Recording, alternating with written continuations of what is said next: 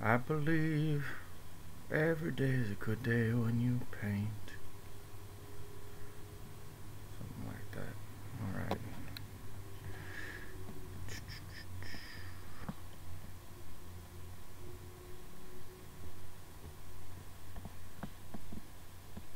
How do I link folks to this?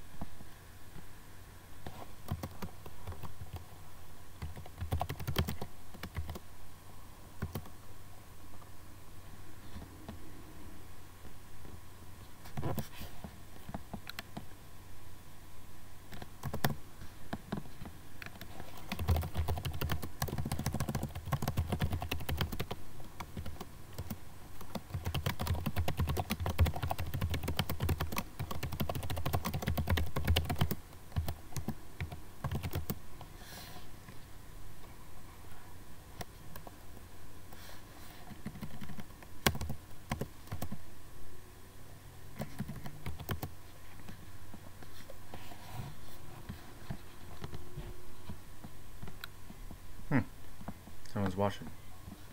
Say hello in the chat if you would like to. Ah, maybe that's me. I don't know. Maybe it counts that as me.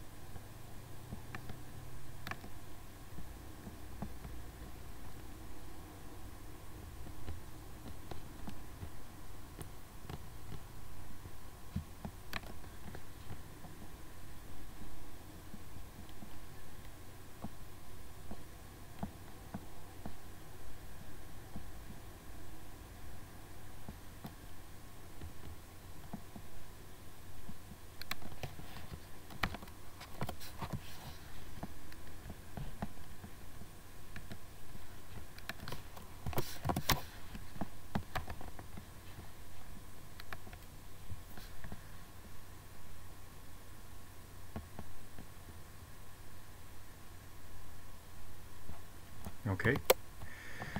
Well, if they don't like it, they don't like it. If you send me a message in Discord, make sure to @ me to send me a little thing, so that I know that you are sending me that.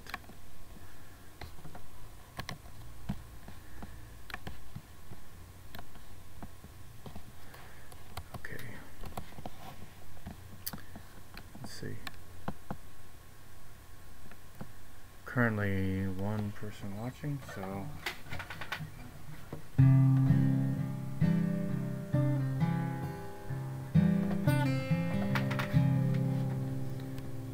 it's probably me.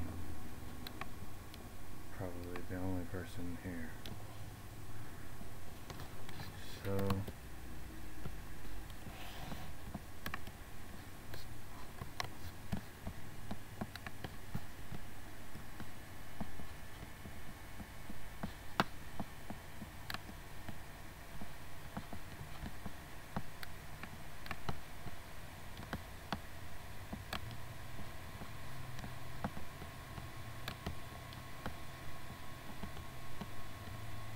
here.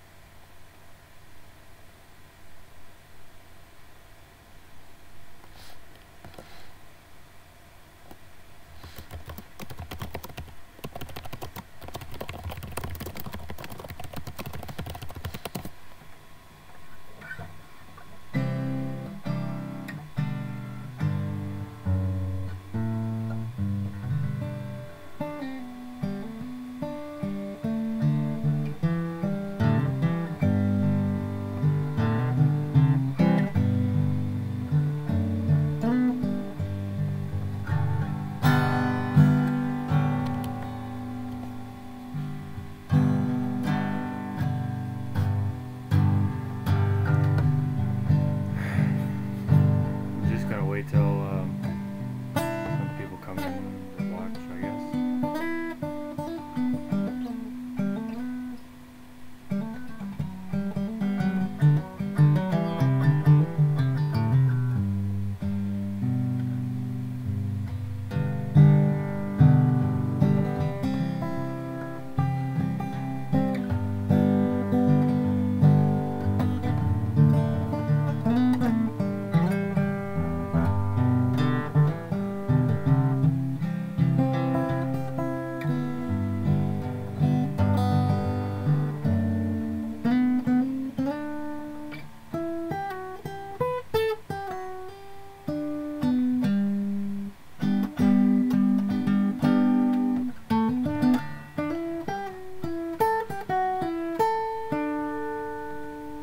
Hello, whoever's watching.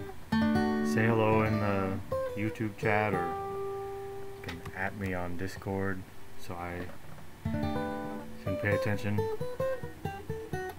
I'm just kind of waiting for people to show up,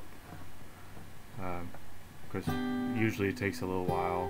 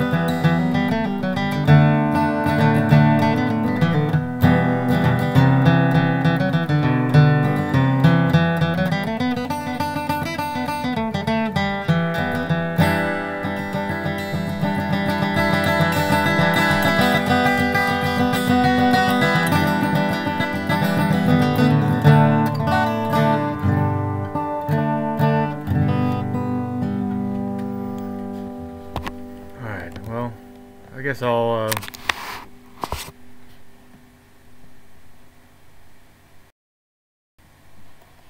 get started.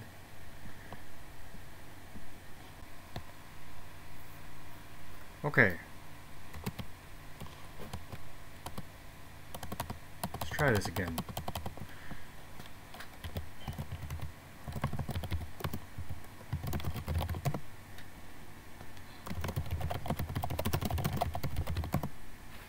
Okay. Yeah, so what I'm doing is I'm gonna be reading Discord on my phone, or trying to keep up with it. So you have to ping me if you have a comment on what we're reading. Otherwise, I won't notice it like in time. Well, we should probably use the classroom here. Okay.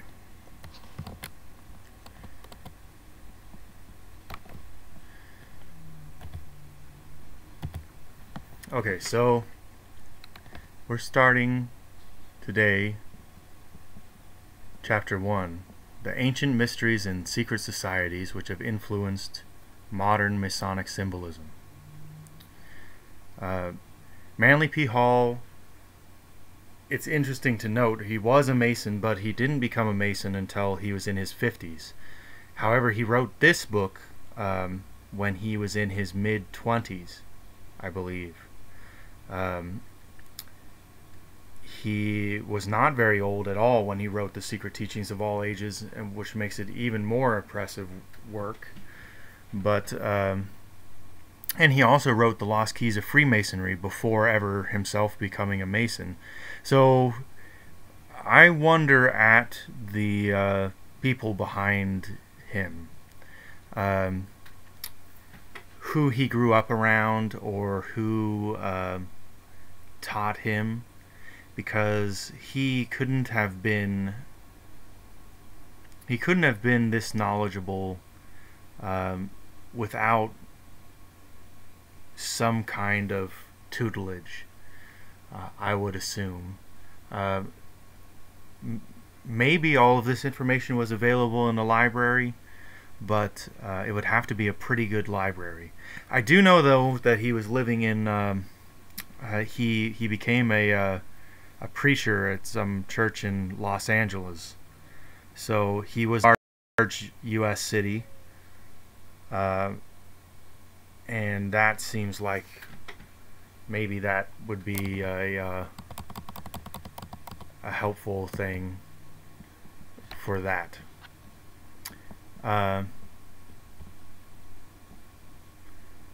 Yeah, so if you say anything on the YouTube chat, I'm going to check it periodically, but not try to keep up with it too much.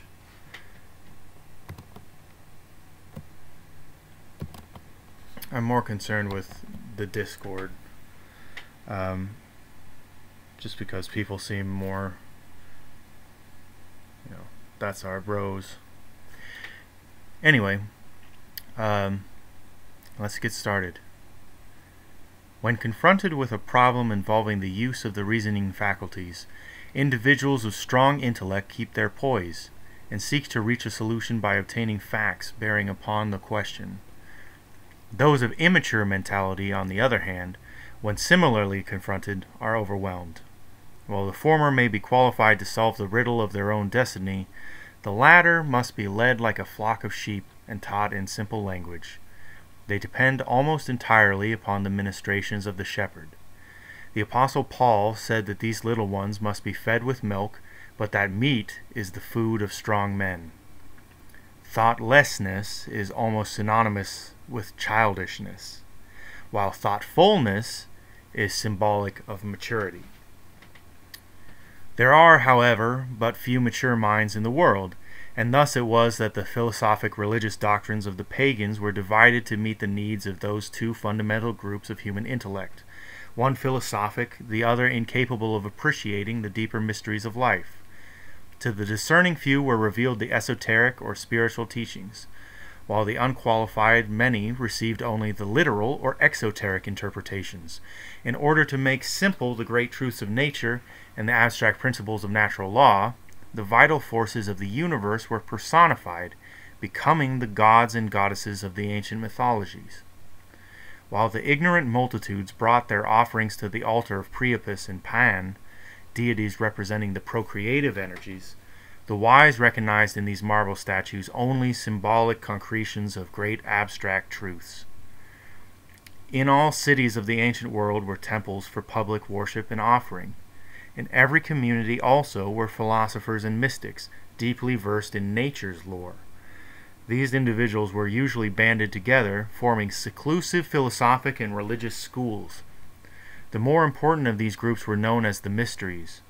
Many of the great minds of antiquity were initiated into these secret fraternities by strange and mysterious rites, some of which were extremely cruel.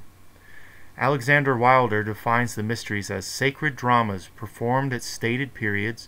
The most celebrated were those of Isis, Sabazius, Cybele, and Eleusis. After being admitted, the initiates were instructed in the secret wisdom, which had been preserved for ages. Plato, an initiate of one of these sacred orders, was severely criticized because in his writings he revealed to the public many of the secret philosophic principles of the mysteries. This is something that Joseph Campbell brought up as well.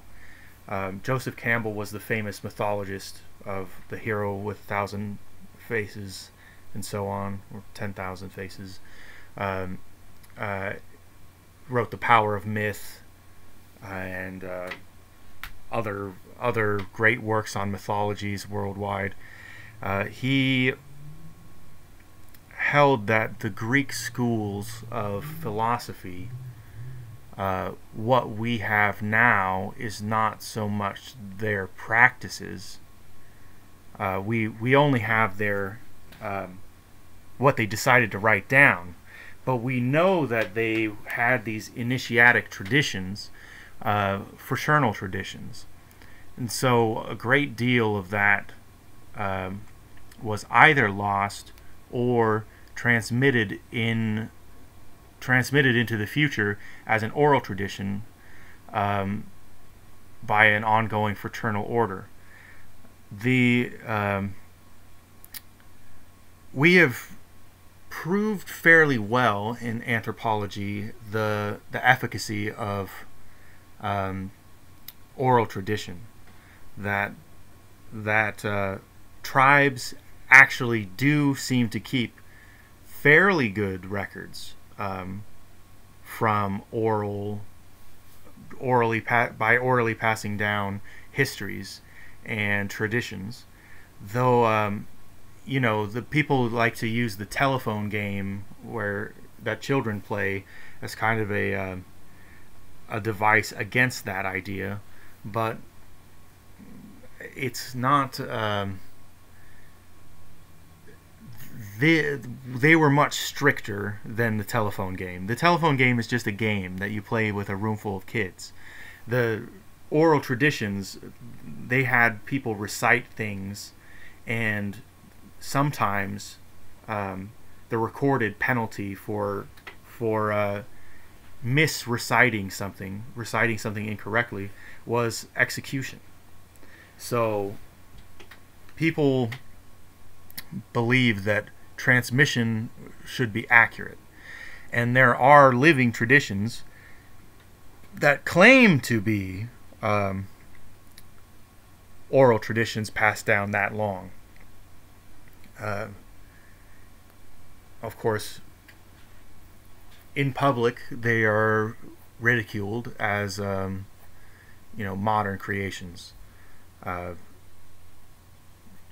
and they would probably like it that way because people don't need to know about them. But anyhow, my point was that the Greek mystery schools were a very important part of understanding the Greek philosophers, and if you want to understand Plato, Aristotle, Socrates and Plato were both initiates of the Eleusinian mysteries, and they must have taken part then in some of these rites that we're going to hear about here. Every pagan nation had and has not only its state religion, but another into which the philosophic elect alone have gained entrance. Many of these ancient cults vanished from the earth without revealing their secrets, but a few have survived the test of ages, and their mysterious symbols are still preserved. Much of the ritualism of Freemasonry is based on the trials to which candidates were subjected by the ancient Hierophants before the keys of wisdom were entrusted to them. Few realize the extent to which the ancient secret schools influenced contemporary intellects, and through these minds posterity. Robert McCoy, 33rd degree, in his General History of Freemasonry, pays a magnificent tribute to the part played by the ancient mysteries in the rearing of the edifice of human culture. He says, in part, "It appears that all the perfection of civilization and all the advancement made in philosophy, science, and art among the ancients are due to those institutions which, under the veil of mystery, sought to illustrate the sublimest truths of religion, morality, and virtue, and impress them on the hearts of their disciples. Their chief object was to teach the doctrine of one God, the resurrection of man to eternal life, the dignity of the human soul, and to lead the people to see the shadow of the deity in the beauty, magnificence, and splendor of the universe."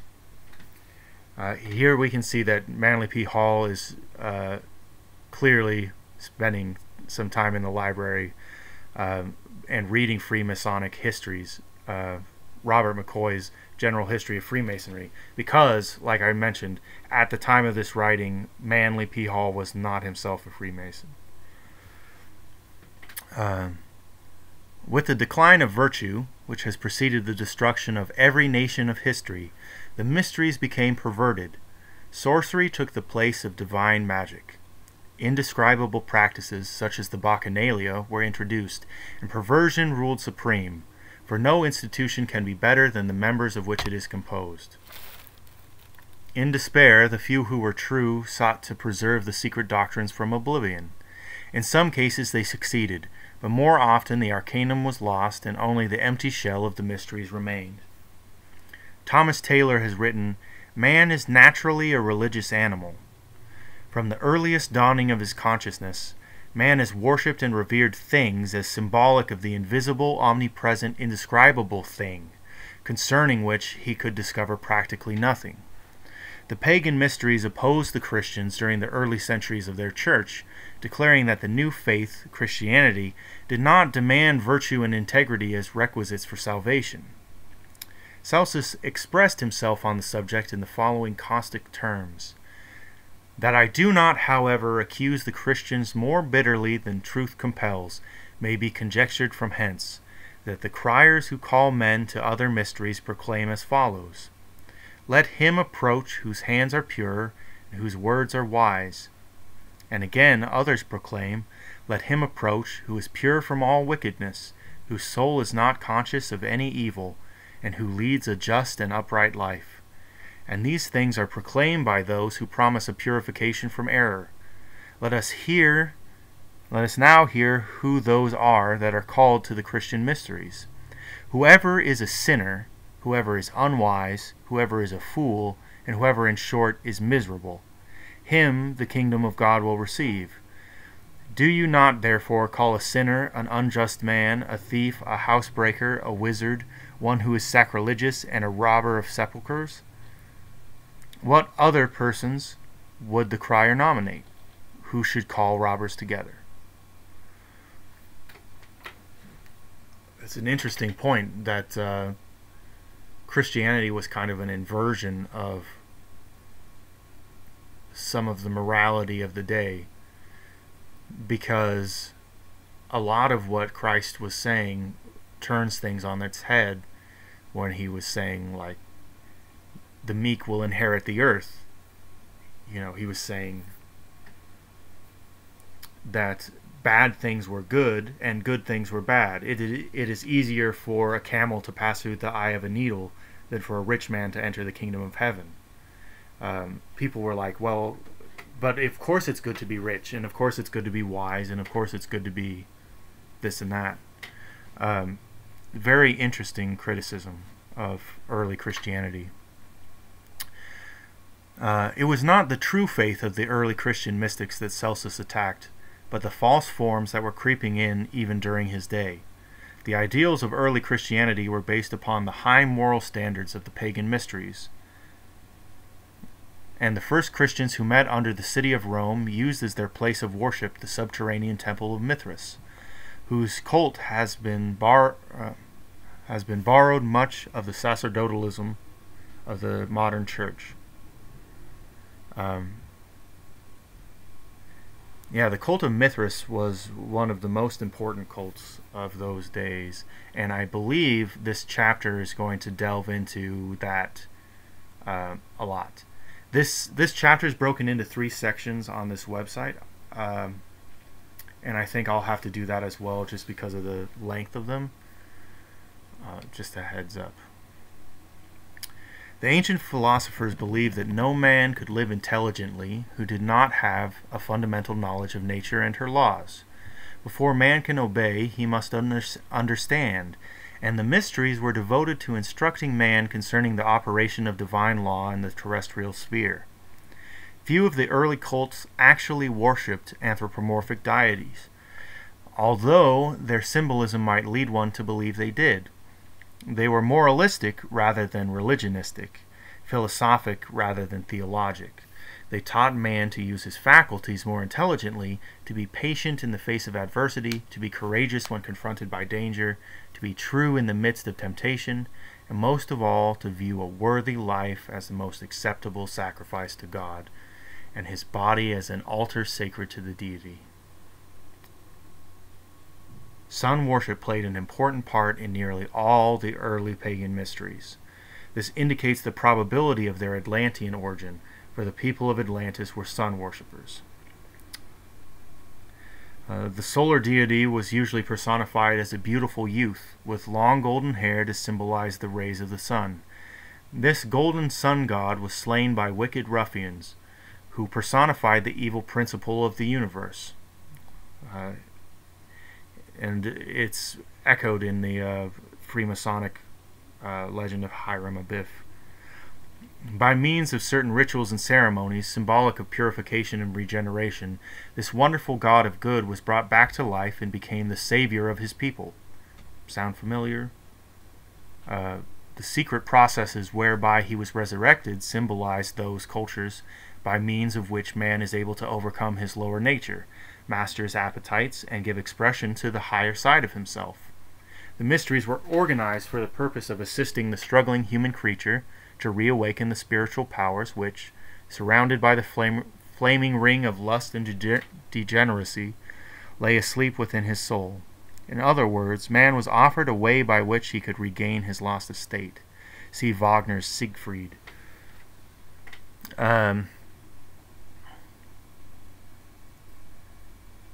There's some really good stuff in here. Pay close attention to this this idea. It's something that you hear often. You know, the sun sacrificed comes back to life, killed by a group of people, wicked group, but is brought back to life and is the savior. The sun god, the son of God, is a much older tradition that is with the Sol Invictus tradition that is being referred to here, but also the Mithraic cult and Zoroastrianism, Ahura Mazda of the Zoroastrian tradition was the god of light, and the sun god was a related deity. Apollo, the Temple of Delphi, god of the sun. Very important symbolism. And of course, as we know, the sun rises and sets, so the sun dies each day and is resurrected the following day.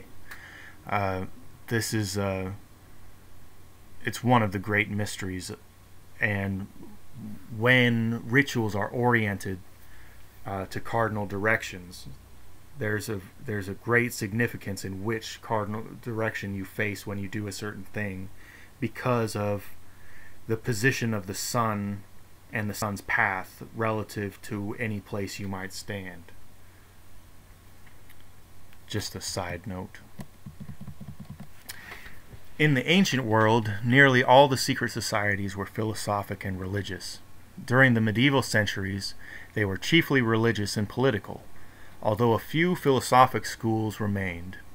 In modern times, secret societies in the Occidental countries are largely political or fraternal, although in a few of them, as in Masonry, the ancient religious and philosophic principles still survive. Excuse me. Space prohibits a detailed discussion of the secret schools. Yeah, there's a lot to say about them. There were literally scores of these ancient cults, with branches in all parts of the Eastern and Western worlds. Also, I think that maybe the information doesn't exist in a legible format. There's just, I mean, there were so many orders, and every village and town, and had its own beliefs about things, and had its own wise men, and they recorded it or didn't record it, however they did, and then a lot of those things were purposely burnt or destroyed, maybe even by their own people, not even followers of other religions, but just to keep it from falling into the hands of others. Those things are not always passed down in writing, and so that's the importance of the oral tradition, as I was mentioning earlier. Space prohibits a detailed discussion. Yeah.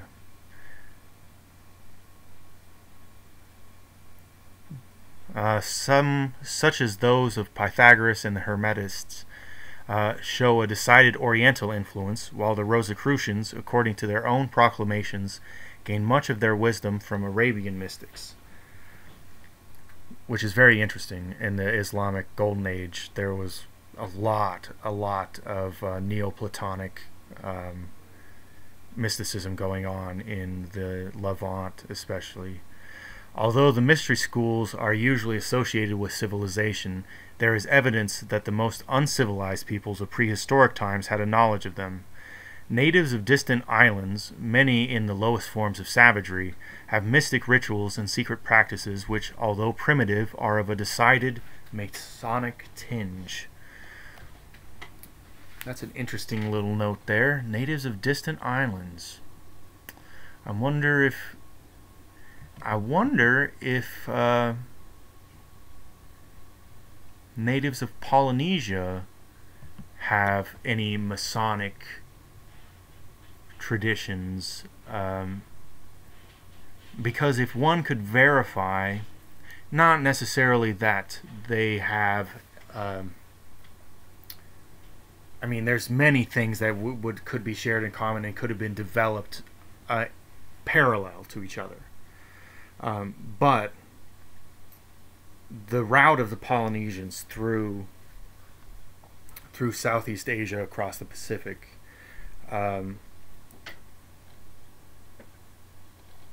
when they branched off, it would help date back and prove some of those early mystery school traditions.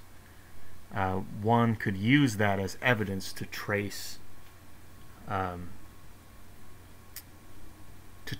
pathways of those mystery traditions and verify that they were indeed that old, rather than having been invented in 1700, 1717 or something like that. People say Freemasonry didn't exist before 1717, which is frankly ridiculous to me. But anyhow, let's go on with, let's take a look at this picture first of all. A female Hierophant of the Mysteries. So she has this I don't know, she's kind of levitating this double trident kind of object. It reminds me of like the thunderbolt that would be cast down by Zeus, like the bolt of power that one holds. So it's the showing the staying of power, that she has that immense power of lightning, but is not employing it, is holding it in place, and thus has a seat of judgment. We can see, let's see, there's a twin, we see the twin double helix of the Asclepius snakes, and it says Mater Dior, Mater Syriae, Mother Dior. Deo means God. I don't know. Dior I think it must be a different word. Mater means mother, mother of Syria. But actually it may be mother God, mother Syria. And let's see. Could be a sheaf of grain in that. Interesting shape of the hat. Probably worth noting for future reference, with regard to Catholic symbolism. The Catholics wrapped a lot of the secret society mystery school traditions, they brought them into the Roman Catholic Church and Christianized them, so to speak. The cult of Isis, for example, was the foundation of the cult of the Virgin Mary within the Roman Catholic Church. The followers of the cult of Isis ended up joining with the Christians by being granted basically their worship.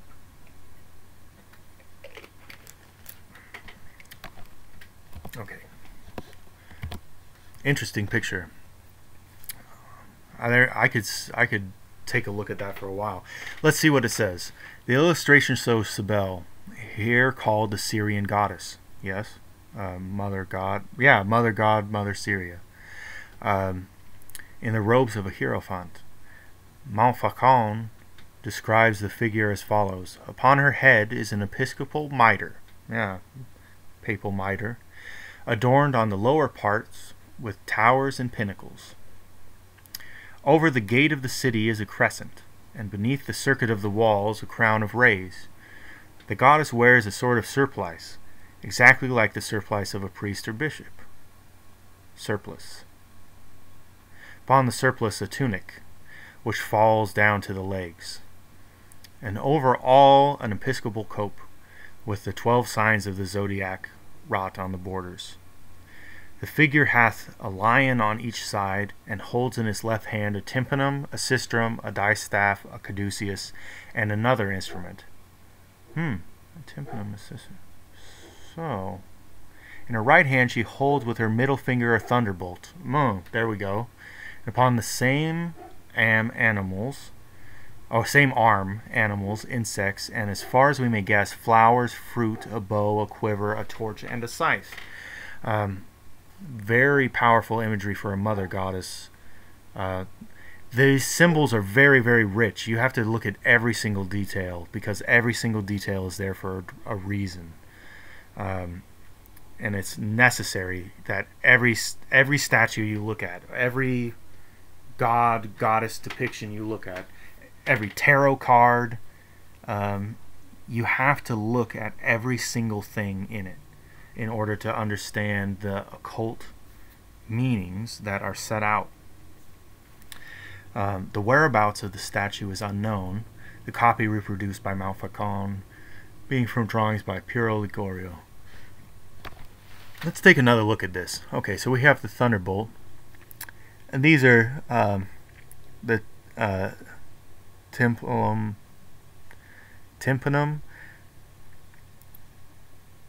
I think that this is an instrument with bells. It has bells in the middle of it. I've seen them before symbolically. It looks like a sistrum is a. I think that's a bowed instrument. It looks like a bow right here. Yeah, different little animals, insects you can see there, things clinging to her. The mitre, very important to note that. Yeah, very important. Interesting stuff. Really fascinating. Okay. The Druidic mysteries of Britain and Gaul. Let me check and see. Looks like no one's saying too much on the Discord. Just a reminder, if you say something to me on the Discord, please ping me. Please at me so that I can get to it quickly when I look at my phone. The Druidic mysteries of Britain and Gaul. The original and primitive inhabitants of Britain, at some remote period, revived and reformed their national institutes. Their priest or instructor had hitherto been simply named Gwyd, but it was considered to have become necessary to divide this office between the national or superior priest and another whose influence would be more limited. From henceforth the former became Derwid, or Druid, or superior instructor, and the latter Golwyd, or Ovate, subordinate instructor, and both went by the general name of Baird, or teachers of wisdom. As the system matured and augmented, the bardic order consisted of 3 classes: the Druids, Baird Braint, or privileged bards, and Ovates. See Samuel Mayrick and Charles Smith, The Costume of the Original Inhabitants of the British Isles. British Islands. That sounds like an old, interesting book to take note of. I haven't looked through these side notes.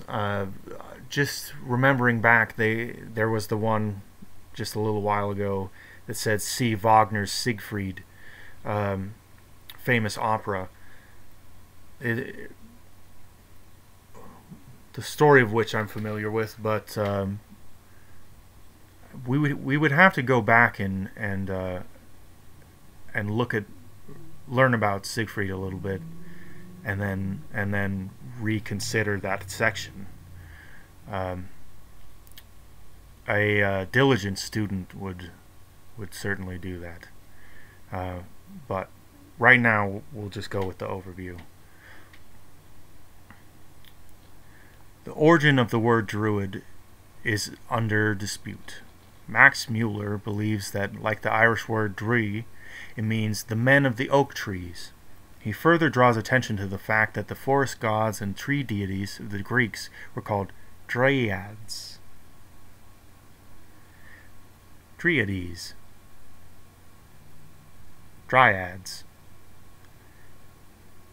People say that all kinds of ways. Dryads is kind of the most common way I hear. Some believe the word to be of Teutonic origin. Others ascribe it to the Welsh. A few trace it to the Gaelic Druid, which means a wise man or a sorcerer. In Sanskrit, the word Dru means timber. That's an interesting note. So clearly a Proto-Indo-European root. Take note of that if you are interested in researching the Aryan hypothesis, or any of the Proto-Indo-European, Proto-Indo-Aryan migrations. At the time of the Roman conquest, the Druids were thoroughly ensconced in Britain and Gaul. Their power over the people was unquestioned, and there were instances in which armies, about to attack each other, sheathed their swords when ordered to do so by the white-robed Druids. No undertaking of great importance was scattered without the... Was scattered? What does that mean? No undertaking of great importance was scattered without the assistance of these patriarchs, who stood as mediators between the gods and men.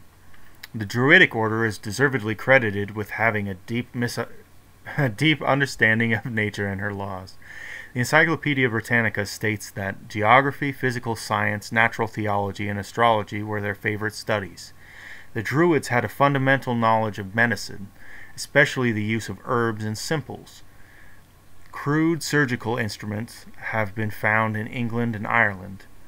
An odd treatise on early British medicine states that every practitioner was expected to have a garden or backyard for the growing of certain herbs necessary to his profession.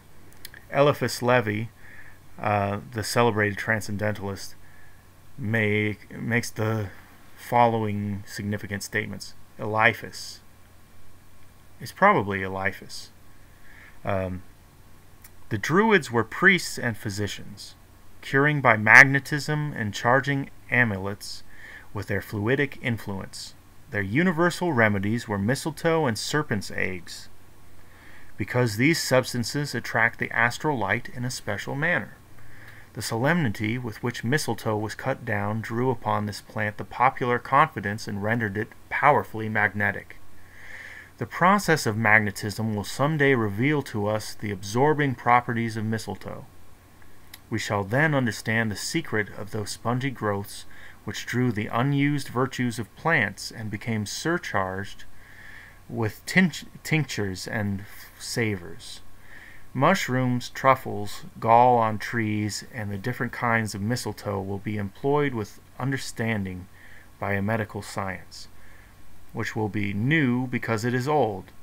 But one must not move quicker than science, which recedes that it may advance the further. See the history of magic. Eliphas Levi, History of Magic, is a very famous text. A lot of these names I've not had to pronounce out loud before, so I'm familiar with them in writing, but I don't necessarily know them, so I hope you'll forgive me.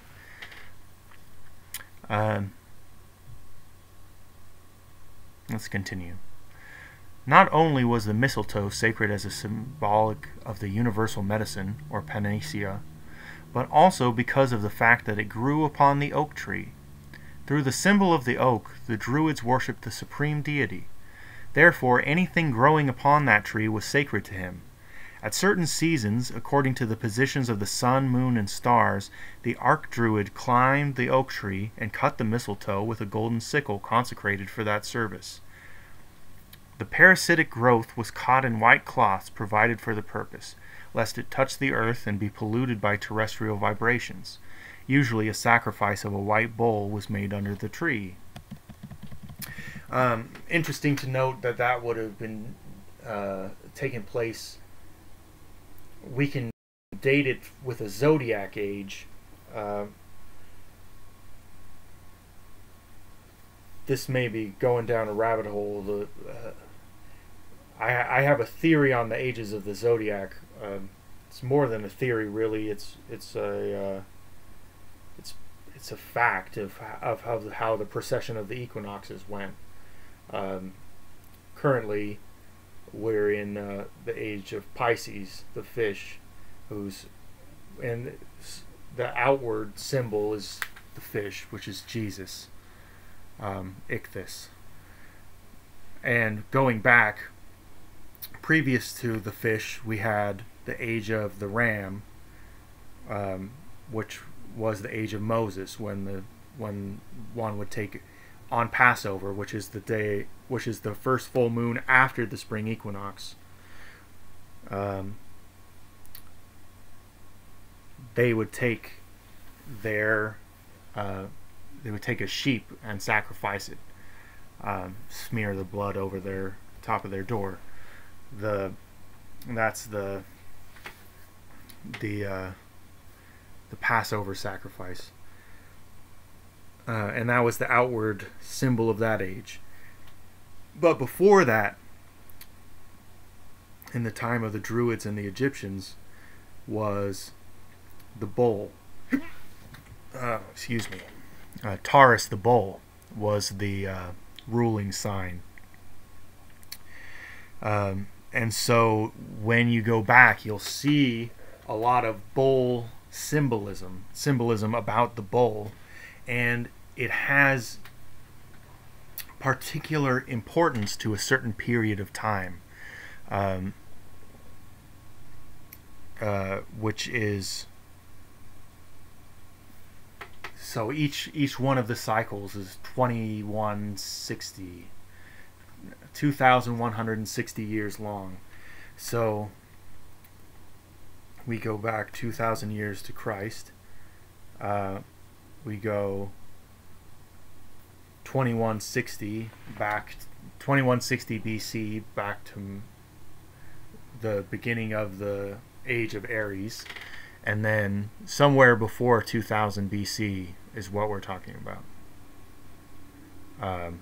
apparently, when we're talking about the astrological age of Taurus and the religious age of the bull. It's just something to keep in mind when we're looking at some of these things in ancient antiquity with worship of bulls, or sacrifice of bulls. I should say bull as the focal point of worship. It's not that they're obviously Jesus isn't a fish, you know, but it's related to the prime aspects of the dominant religion of the age. Okay.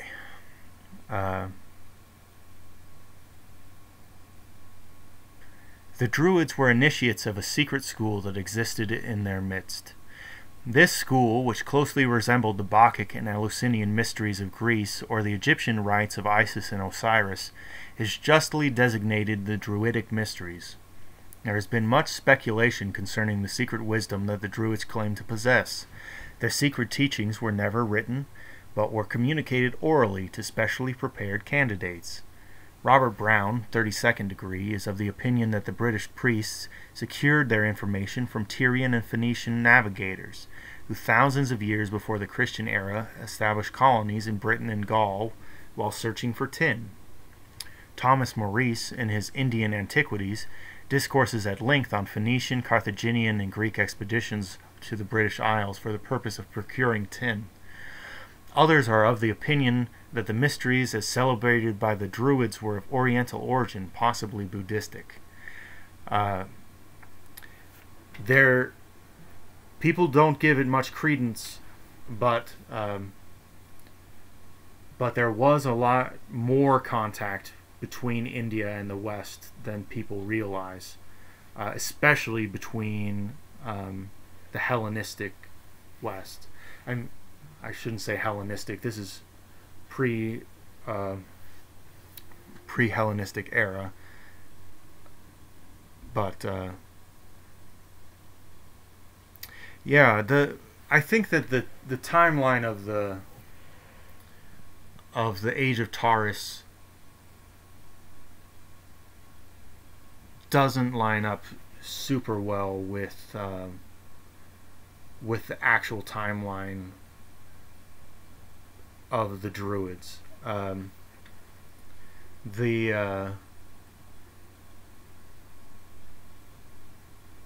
It may be a remnant of practices of that age, or it may just be that bulls are important animals to their culture, because they have cows.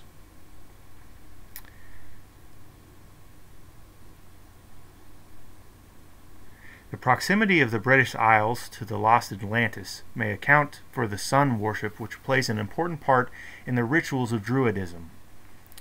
According to Artemidorus, Ceres and Persephone were worshipped on an island close to Britain with rites and ceremonies similar to those of Samothrace. There is no doubt that the Druidic pantheon includes a large number of Greek and Roman deities. This greatly amazed Caesar during his conquest of Britain and Gaul, caused him to affirm that these tribes adored Mercury, Apollo, Mars, and Jupiter in a manner similar to that of the Latin countries. Wow. It is almost certain that the Druidic mysteries were not indigenous to Britain or Gaul, but migrated from one of the more ancient civilizations. This goes back to that alternative archaeological theories of precursor civilizations. Well, we know that there were precursor civilizations that we don't know very much about, but he's referring to ones that have impact on the mystery schools, such as Atlantis, Lemuria, and so on.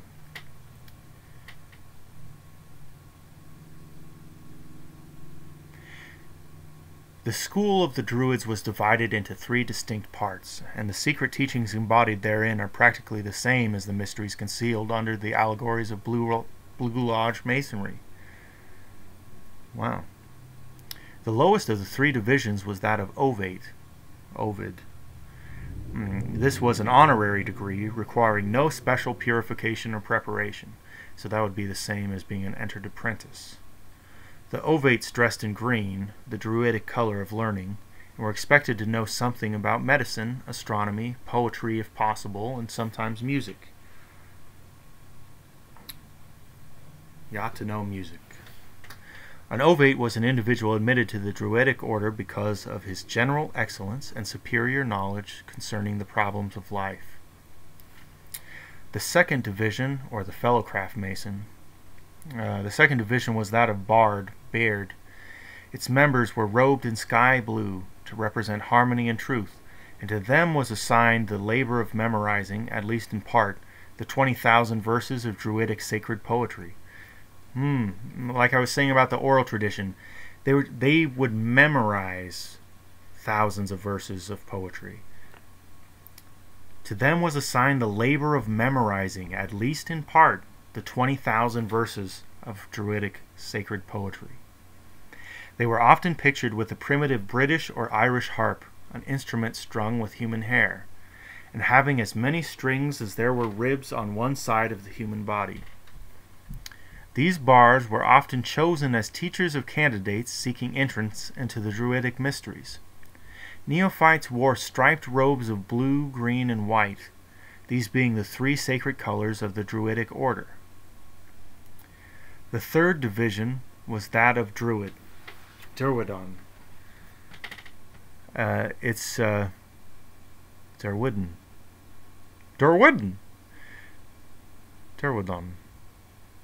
Derwidon. Okay. The third division was that of Druid. Its particular labor was to minister to the religious needs of the people. To reach this dignity, the candidate must first become a bard brent. The Druids always dressed in white, symbolic of their purity, and the color used by them to symbolize the sun, because I assume they may have understood that white light contained all the colors. I don't know that they had prisms to know that white light split into the rainbow, but I have a feeling that that's the reason why they use white to symbolize the sun.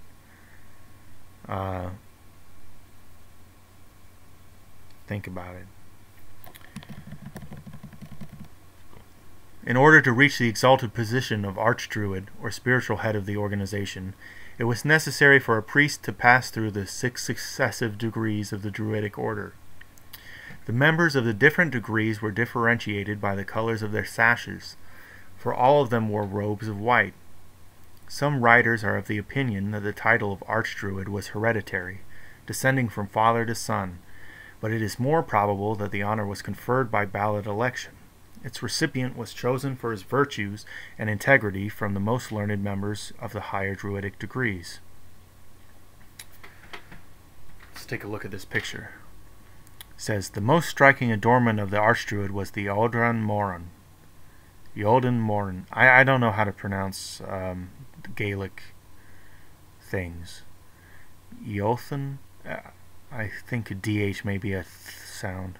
Eothan Moran, or breastplate of judgment, which possessed the mysterious power of strangling any who made an untrue statement while wearing it. Wow. Godfrey Higgins states that this breastplate was put on the necks of witnesses to test the veracity of their evidence. The Druidic tiara, or anguinum, its front embossed with a number of points to represent the sun's rays, indicated that the priest was a personification of the rising sun. On the front of his belt, the Archdruid wore the Liath Mesithith, Liath Mesithith, a magic brooch or buckle, in the center of which was a large white stone. To this was attributed the power of drawing the fire of the gods down from heaven at the priest's command. This specially cut stone was a burning glass, by which the sun's rays were concentrated to light the altar fires. The Druids also had other symbolic implements, such as the peculiarly shaped golden sickle with which they cut the mistletoe from the oak, and the cornon, or scepter, in the form of a crescent, symbolic of the 6th day of the increasing moon and also of the Ark of Noah.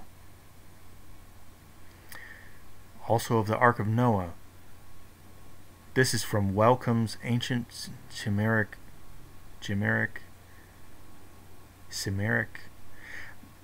I feel like I've heard someone say that it was pronounced like a J.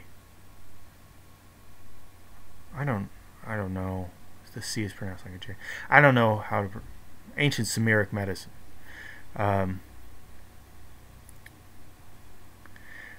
It's interesting. He must have been. He's saying that the Druids had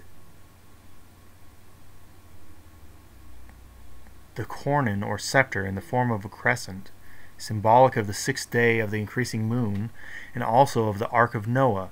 So the implication of this is that there's a Druidic tradition of the Great Flood, but we would have to track that down, because I doubt we're going to get any more information about that here. An early initiate of the Druidic mysteries related that admission to their midnight ceremony was gained by means of a glass boat called Chirwig Gwydrin.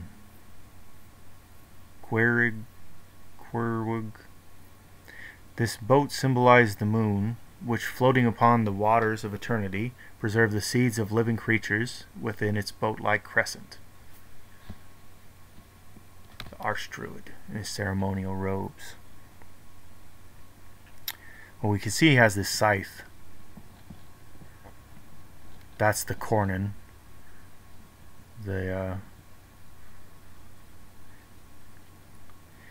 Thinking of it as Noah's Ark. That's... I'm tempted to just write it off as a later Christian interpolation, but it's possible that there could have been a great flood myth that was from the Druids as well, and they could have also said it was the Ark, or the concept of the Ark, the boat that defeats the flood. That is a fascinating idea. I'm not sure about that. I don't know very much about that. That is worth further research.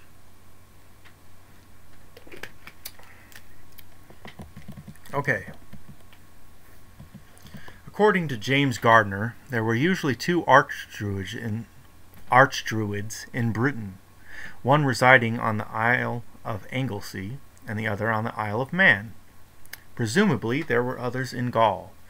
These dignitaries generally carried golden scepters and were crowned with wreaths of oak leaves, symbolic of their authority. The younger members of the Druidic order were clean-shaven and modestly dressed, but the more aged had long gray beards and wore magnificent golden ornaments. The educational system of the Druids in Britain was superior to that of their colleagues on the continent, and consequently many of the Gallic youth were sent to the Druidic colleges in Britain for their philosophical instruction and training.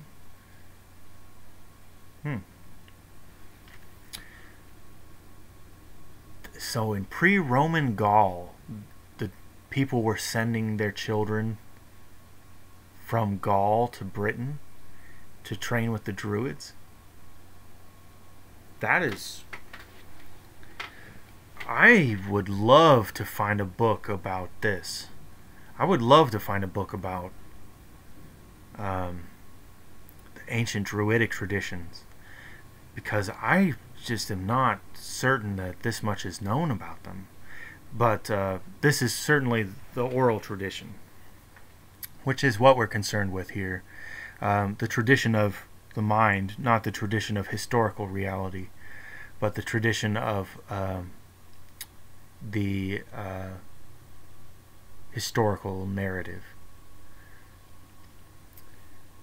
Eliphas Levi states that the Druids lived in strict abstinence, studied the natural sciences, preserved the deepest secrecy, and admitted new members only after long probationary periods. Many of the priests of the order lived in buildings not unlike the monasteries of the modern world. They were associated in groups like ascetics of the Far East. Although celibacy was not demanded of them, few married. Many of the Druids retired from the world and lived as recluses in caves, in rough stone houses, or in little shacks built in the depths of a forest. Here they prayed and meditated, emerging only... Does it mean meditated, or does it mean medicated? Does it mean they were getting high? Here they prayed and medicated. It could mean that they were taking mushrooms. Amanita muscaria is known to have been a substance of use by the Druids. It grows with the roots of a pine tree. Amanita muscaria requires the roots of a pine tree to grow, so they grow in tandem. And the Amanita muscaria is a dissociative and deliriant, and can be rather powerful, quite powerful. It's well known in Siberian shamanism, among others. There's many shamans who use it. Suomensko in Finland, the Suomi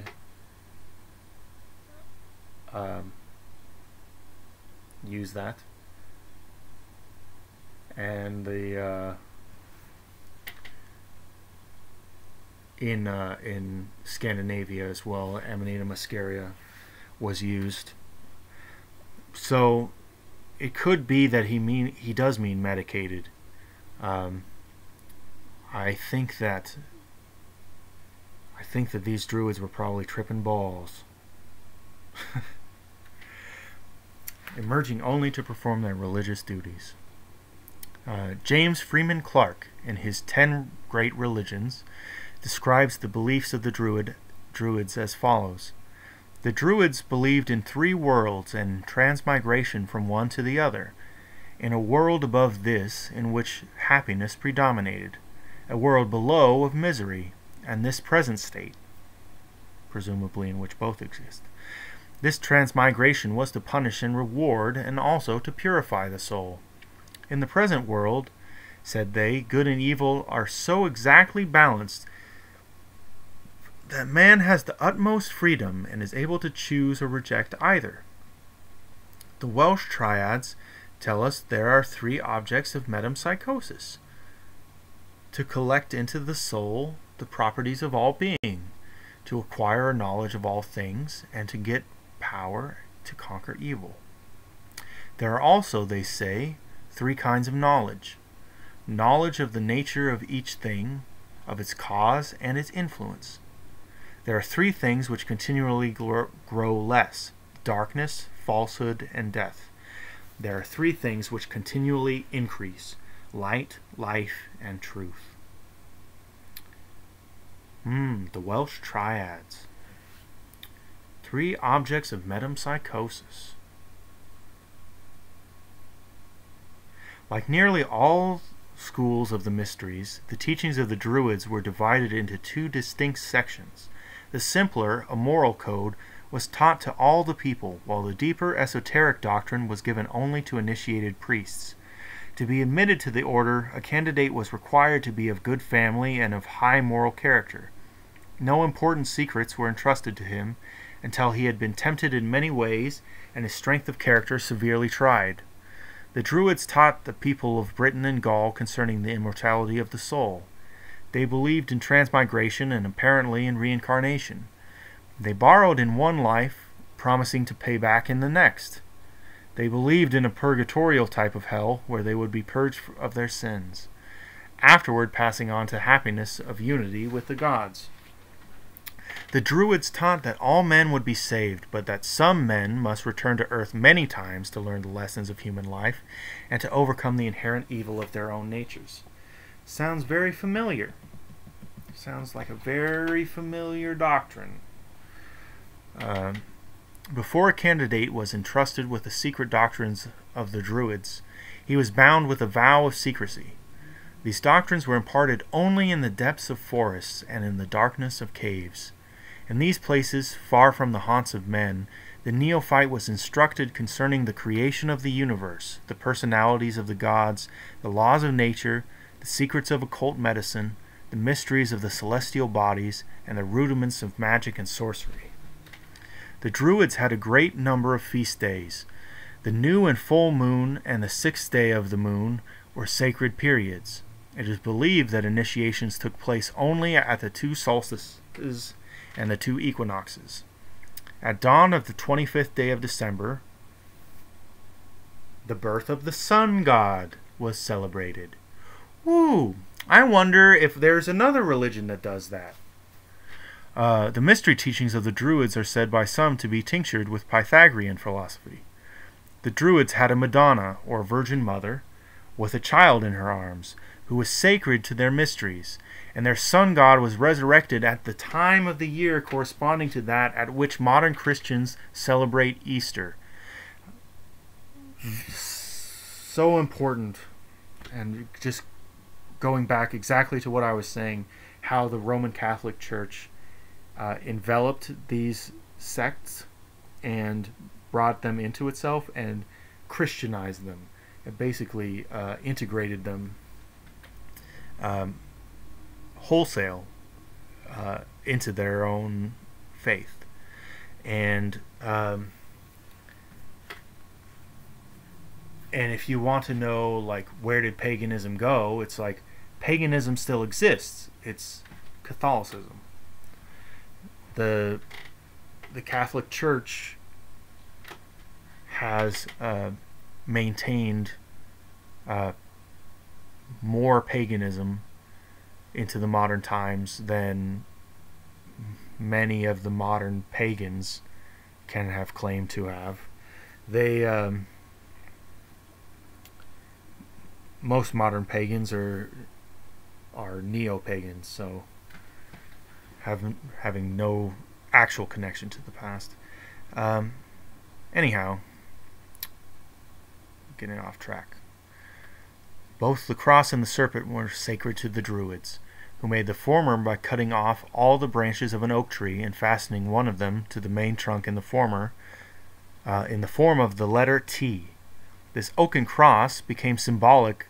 This oaken cross became symbolic of their superior deity. They also worshipped the sun, moon, and stars. The moon received their special veneration. Caesar stated that Mercury was one of the chief deities of the Gauls. The Druids are believed to have worshipped Mercury under the similitude of a stone cube.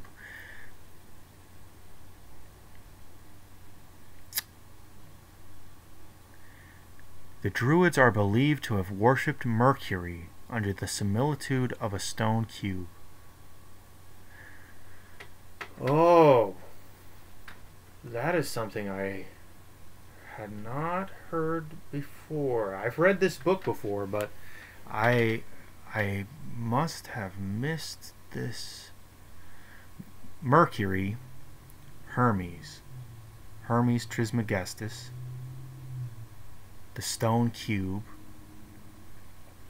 The stone cube is, people are connecting the stone cube with Saturn worship.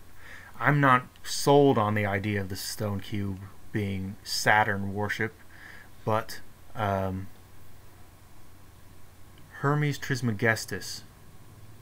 The Druids are believed to have worshipped Mercury under the similitude of a stone cube. They also had great veneration for the nature spirits, fairies, gnomes, and undines, little creatures of the forests and rivers, to whom many offerings were made. Describing the temples of the Druids, Charles Heckthorne, in The Secret Societies of All Ages and Countries, says, "Their temples wherein the sacred fire was preserved were generally situate on eminences and in dense groves of oak, and assumed various forms, circular because a circle was the emblem of the universe, oval in allusion to the mundane egg, from which issued, according to the traditions of many nations, the universe, or according to others, our first parents, serpentine because the serpent was the symbol of Hu, the Druidic Osiris, cruciform because a cross is an emblem of regeneration, sun god, or winged to represent the motion of the divine spirit. Their chief deities were reducible to two, a male and a female, the greater father and mother, Hu and Saradwen, distinguished by the same characteristics as belong to Osiris and Isis, Bacchus and Ceres, or any other supreme god and goddess representing the two principles of all being. Godfrey Higgins states that Hu the Mighty, regarded as the first settler of Britain, came from a place which the Welsh triads called the Summer Country, the present site of Constantinople. Albert Pike says that the lost word of masonry is concealed in the name of the Druid god Hu. The meager information extant concerning the secret initiation of the Druid indicates a decided similarity between their mystery school and the schools of Greece and Egypt. Hu, the sun god, was murdered, and after a number of strange ordeals and mystic rituals, was restored to life.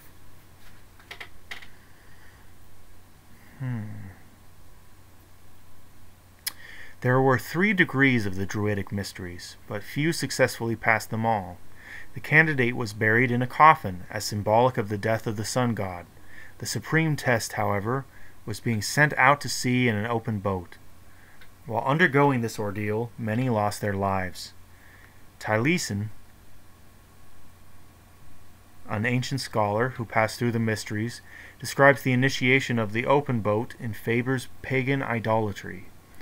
The few who passed this 3rd degree were said to have been born again, and were instructed in the secret and hidden truths which the Druid priests had reserved from antiquity. From these initiates were chosen many of the dignitaries of the British religious and political world. For further details, see Faber's Pagan Idolatry, Albert Pike's Morals and Dogma, Godfrey Higgins' Celtic Druids. Morals and Dogma is a book I'm familiar with. This is fascinating stuff with regards to parallels with the first 3 degrees of Blue Lodge Freemasonry. The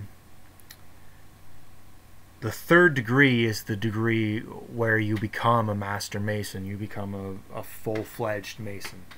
Up until that point, you're just a fledgling, basically.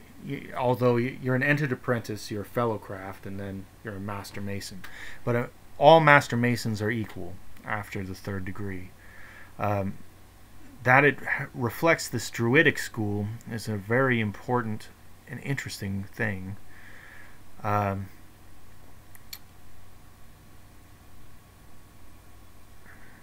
there was we have the saying that someone received the third, like, give them the third degree. Hey chief, give them the third degree. You know, like giving them a hard time, giving them. It's an idiomatic expression. This here is talking about the old times and the Druids, where in the process of the initiatic traditions, the third degree, receiving the third degree, was risking your life, and many died. And only if you survived were you able to join. And that is the way of things. Very interesting stuff. Let me check the Discord real quick.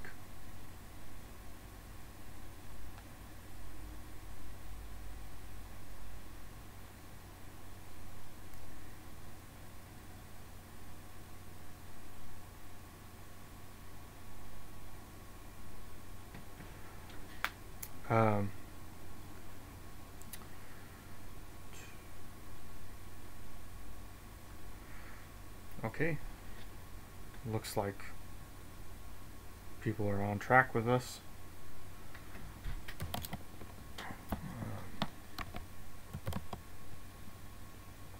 Just before we go to the next section, check the YouTube chat.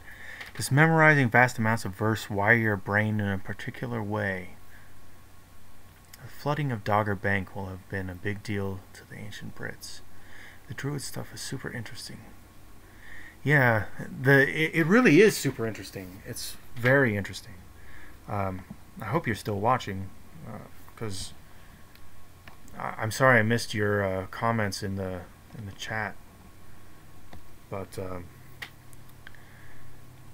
yeah, memorizing vast amounts of verse wire your brain in a particular way. I think it must. It must. It would create certain pathways within the brain. That is a fascinating idea. Oh, wow. That is something I've not thought of before. That if you memorized verses, you create patterns in the brain, patterned pathways in the brain.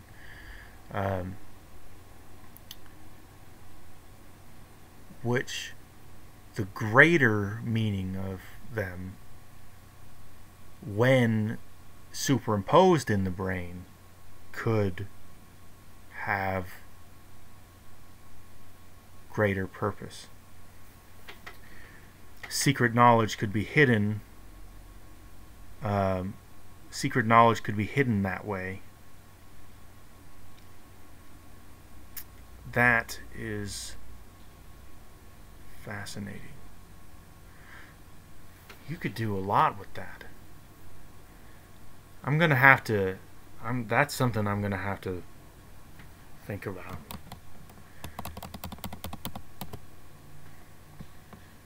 All right. The rites of Mithras. When the Persian mysteries immigrated into southern Europe, they were quickly assimilated by the Latin mind. The cult grew rapidly, especially among the Roman soldiery.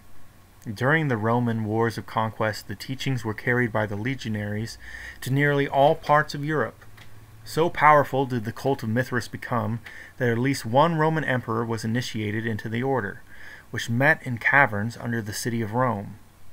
Concerning the spread of this mystery school through different parts of Europe, C.W. King, in his Gnostics and Their Remains, says Mithraic bas-reliefs cut on the faces of rocks or on stone tablets still abound in the countries formerly the western provinces of the Roman Empire. Many exist in Germany, still more in France, and in the island Britain they have often been discovered. on the line of the Picts wall and the noted one at Bath.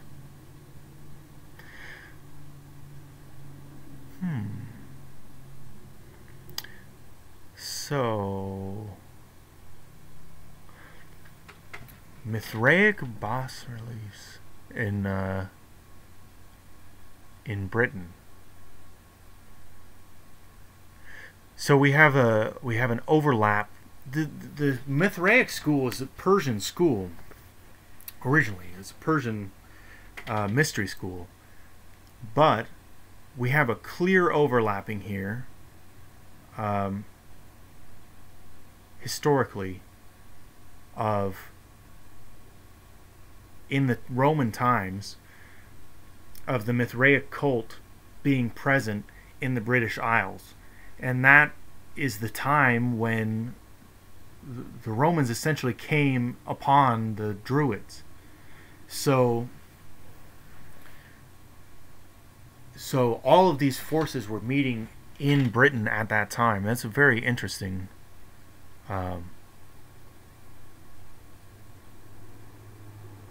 that's a fascinating thing, given that Freemasonry essentially grew out of Britain.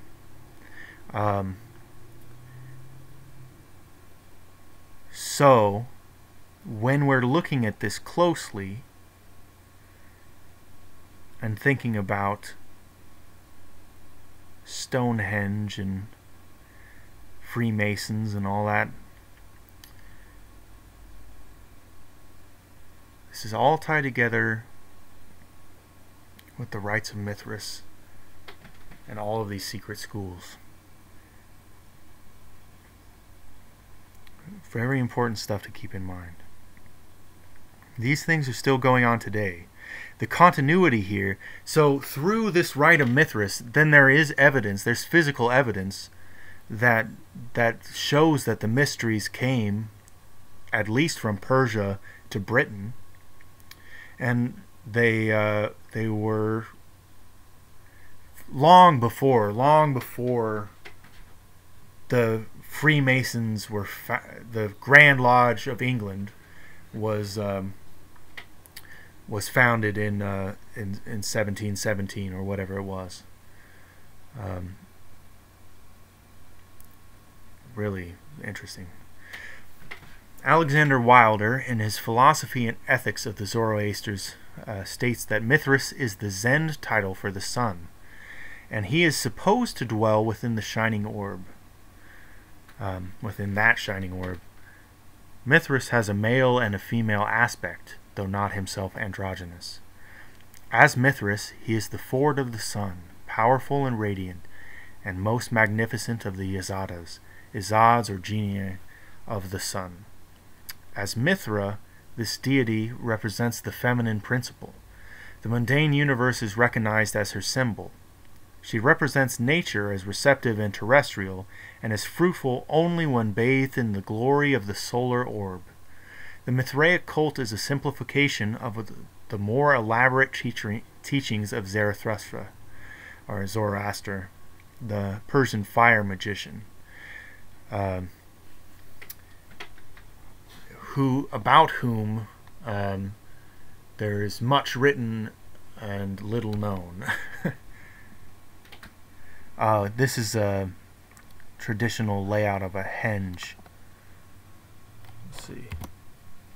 The Druid temples of places of religious worship were not patterned after those of other nations. Most of their ceremonies were performed at night, either in thick groves of oak trees or around open-air altars built of great uncut stones. How these masses of rock were moved has not been satisfactorily explained. The most famous of their altars, a great stone ring of rocks, is Stonehenge in southwestern England. This structure, laid out on an astronomical basis, still stands, a wonder of antiquity, from Maurice's Indian Antiquities. Definitely true. Stonehenge is clearly aligned to the rising and setting of the sun on the spring equinox, which is exactly what I was saying about the sacrifice of the white bull. So the Druid thing, the Druidic age, the Druids were very, very, very, very aware of what astrological age they were living in. Because Stonehenge was built so that you could see the sun rise in the east through whatever constellation was the constellation of your age on the spring equinox for 2,160 years. So for 2,160 years, the bull was the most important. We're talking about traditions that are going back to 2000 BC or before.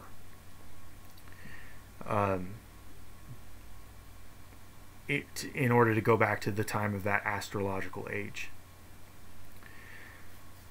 So I don't know how long they date Stonehenge to be, because I generally don't think that they have a very good idea of those things sometimes. But let me just give it a cursory Google. Age of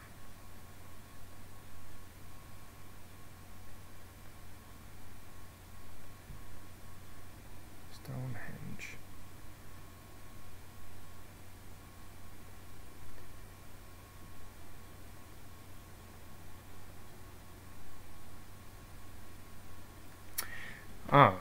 The age of Stonehenge is 5019.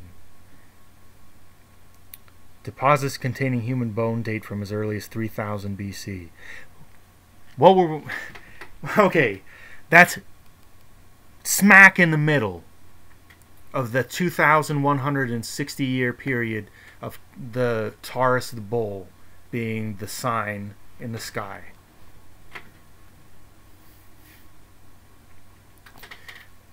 This stuff is... What kind of stuff? This stuff is well known, and people need to acknowledge that. Okay. Anyhow, sorry, got a bit off track. Stonehenge, truly a wonder.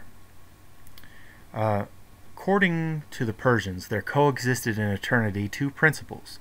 The first of these, Ahura Mazda, or Ormuzd, was the spirit of good. From Ormuzd came forth a number of hierarchies of good and beautiful spirits, angels and archangels. The second of these eternally existing principles was called Ahriman. He was also a pure and beautiful spirit, but he later rebelled against Ormuzd, being jealous of his power. This did not occur, however, until after Ormuzd had created light, for previously Ahriman had not been conscious of the existence of Ormuzd. Because of his jealousy and rebellion, Ahriman became the spirit of evil. From himself, he individualized a host of destructive creatures to injure Ormuzd. When Ormuzd created the earth, Ahriman entered into its grosser elements. When Ormuzd did a good deed, Ahriman placed the principle of evil within it. At last, when Ormuzd created the human race, Ahriman became incarnate in the lower nature of man, so that in each personality the spirit of good and the spirit of evil struggle for control. For 3,000 years, Ormuzd ruled the celestial worlds with light and goodness. Then he created man. For another 3,000 years he ruled man with wisdom and integrity. Then the power of Ahriman began, and the struggle for the soul of man continues through the next period of 3,000 years.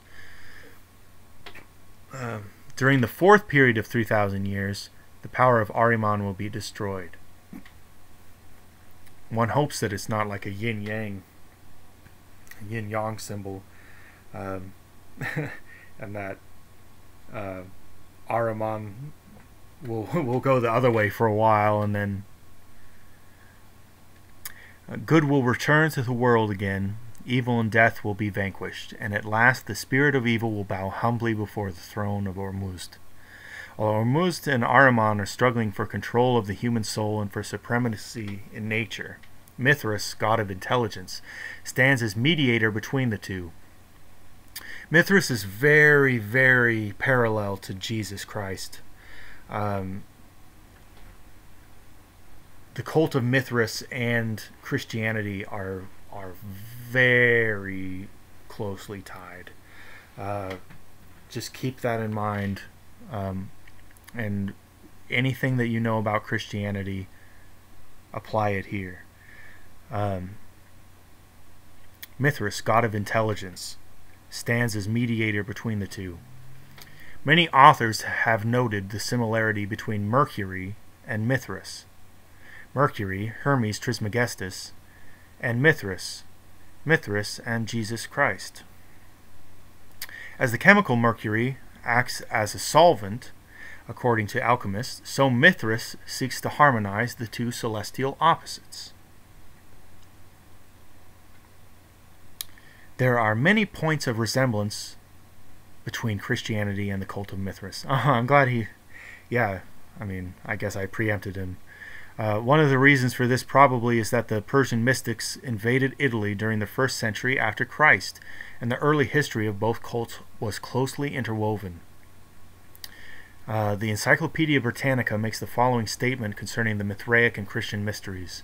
The fraternal and democratic spirit of the first communities and their humble origin, the identification of the object of adoration with light and the sun, the legends of the shepherd with their gifts and adoration, the flood and the ark, the representation in art of the fiery chariot, the drawing of water from the rock, the use of bell and candle, holy water and the communion, the sanctification of Sunday and of the 25th of December, the insistence on moral conduct, the emphasis placed on abstinence and self-control, the doctrine of heaven and hell, of primitive revelation, of the meditation, of the mediation of the Logos emanating from the divine, the atoning sacrifice, the constant warfare between good and evil, and the final triumph of the former, the immortality of the soul, the last judgment, the resurrection of the flesh, and the fiery destruction of the universe. These are some of the resemblances which, whether real or only apparent, enabled Mithraism to prolong its resistance to Christianity.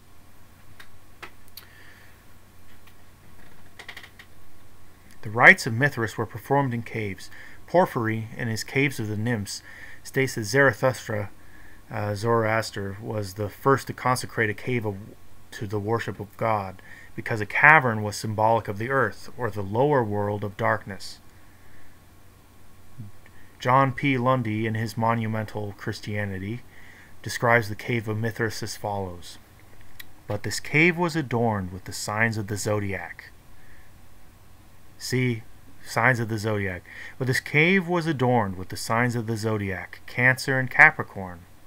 The summer and winter solstices were chiefly conspicuous, as the gates of souls descending into this life, or passing out of it in their ascent to the gods. Cancer being the gate of descent, and Capricorn of ascent. There are two avenues of the immortals passing up and down from earth to heaven, and from heaven to earth. The so-called chair of St. Peter in Rome was believed to have been used in one of the pagan mysteries, possibly that of Mithras, in whose subterranean grottos the votaries of the Christian mysteries met in the early days of their faith. In Anacalypsis,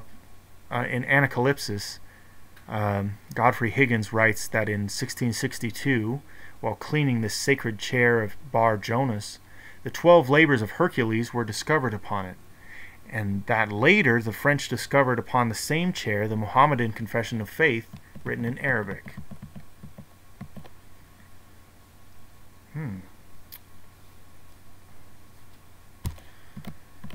Initiation into the rites of Mithras, like initiation into many other ancient schools of philosophy, apparently consisted of 3 important degrees. Familiar. Preparation for these degrees consisted of self-purification, the building up of the intellectual powers, and the control of the animal nature.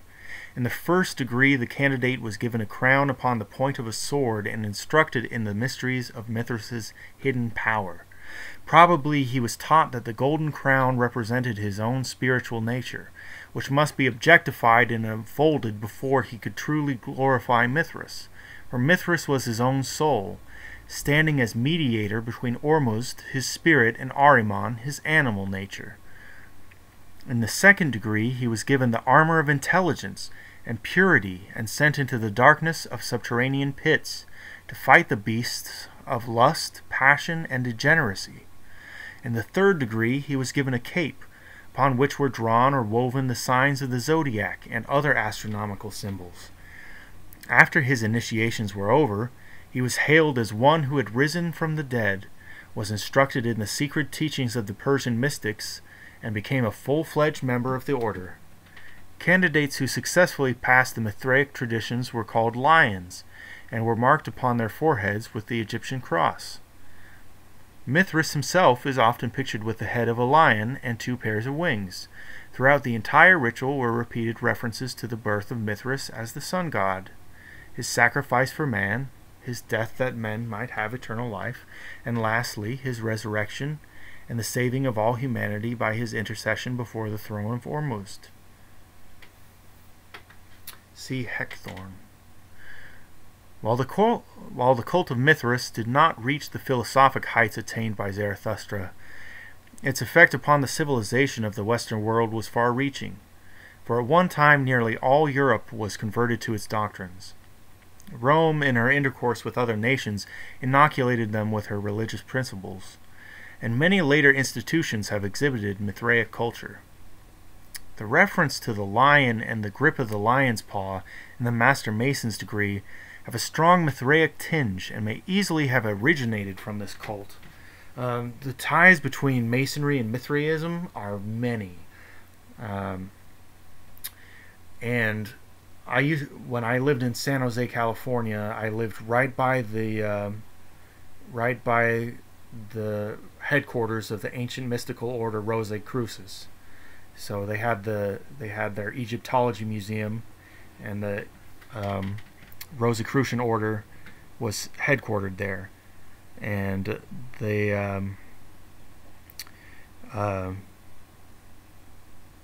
had an observatory, astronomical observatory, where you go in, and they gave a talk on the importance of Mithras and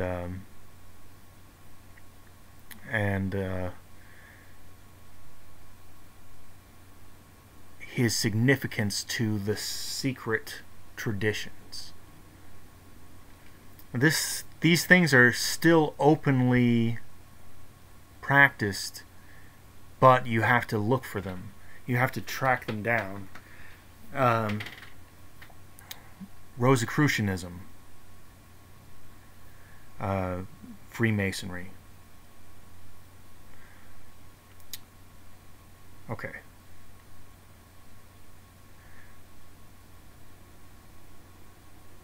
A ladder of 7 rungs appears in the Mithraic initiation. Faber is of the opinion that this ladder was originally a pyramid of 7 steps. It is possible that the Masonic ladder with 7 rungs had its origin in this Mithraic symbol.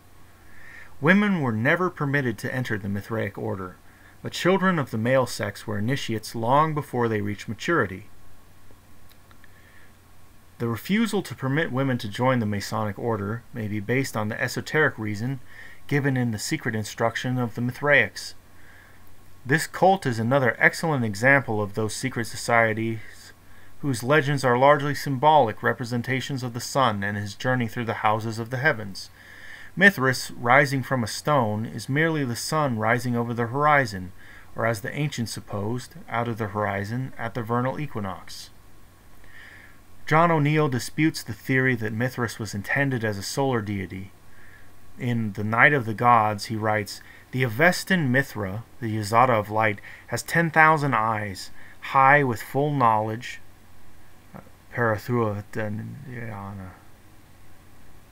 Parathuvaya Dhyana. Strong, sleepless, and ever awake. Jagharvanghem. The supreme god Ahura Mazda also has one eye, or else it is said that with his eyes, the sun, moon, and stars, he sees everything. The theory that Mithra was originally a title of the supreme heavens god putting the sun out of court is the only one that answers all the requirements. It will be evident that here we have origins in abundance for the Freemason's eye and its nunquam dorio, never sleep, the eye that never sleep. The reader must not confuse the Persian Mithra with the Vedic Mitra. According to Alexander Wilder, the Mithraic rites superseded the mysteries of Bacchus and became the foundation of the Gnostic system.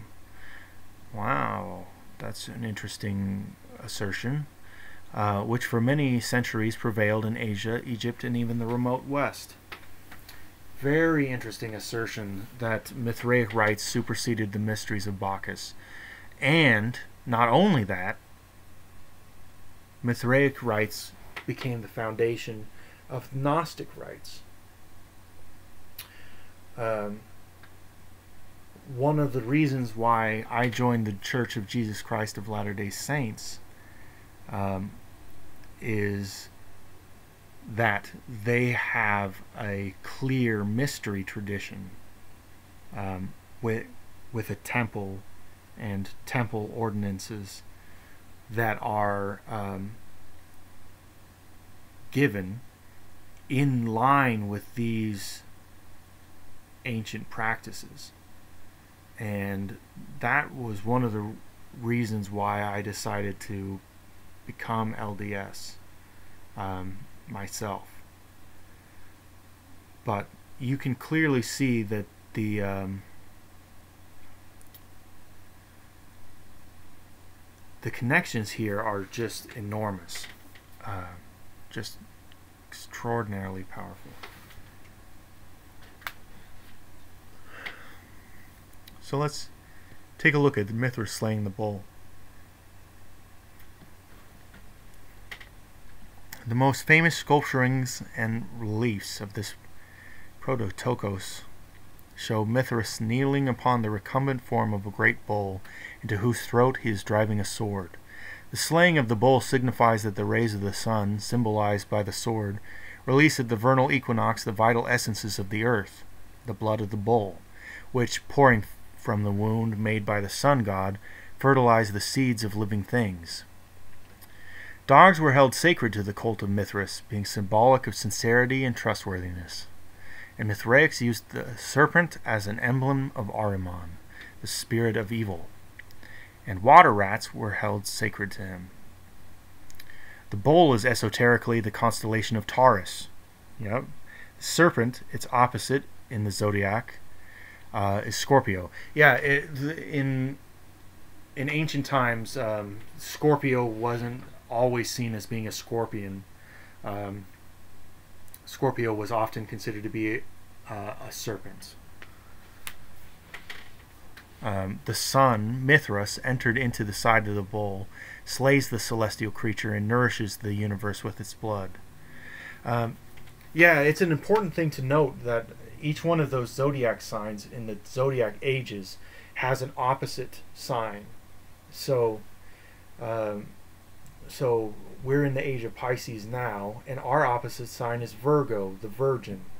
And so we have an outward religion, and the outward religion is that of the fish, which is Ichthys, which is an acronym in Greek for Jesu Christos Theo Dios Io, or Soter. Jesus Christ, Son of God, Savior.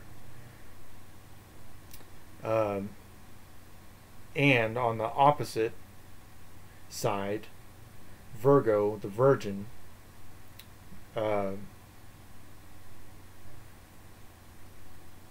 that is the Virgin Mary.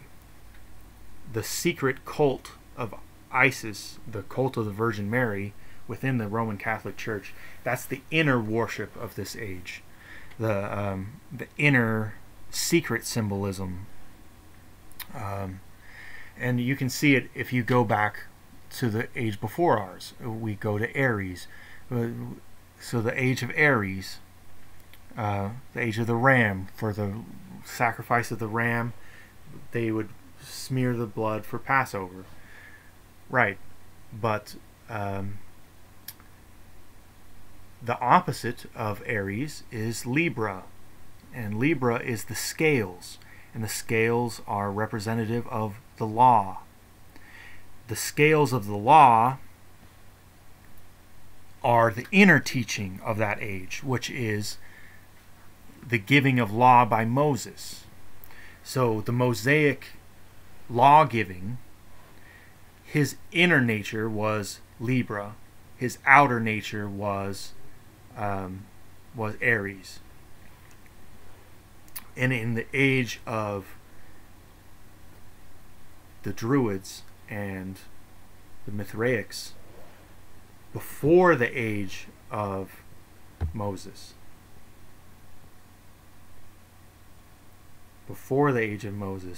was the age of Taurus the bull, who is opposite Scorpio, the serpent, and was seen as a serpent at that time.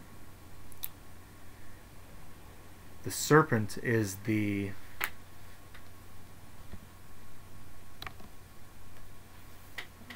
opposite. Sol invictio Deo. Adamitis Abenon Serat. Prediorum Romaniorum. The unconquered sun, God.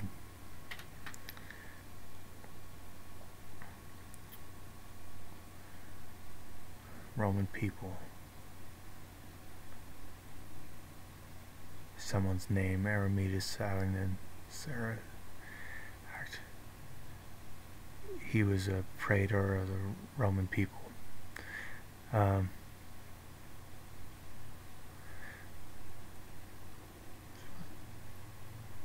Praediorum.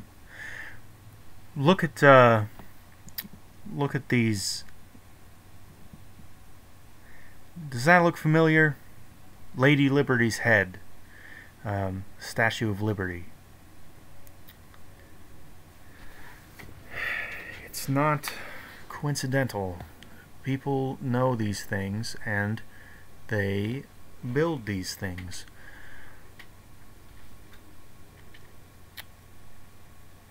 The bull being slain by Mithras. One of these things, the slaying of the bull, is seen as being the turning of the age from Taurus to Aries. One can see it that way as well.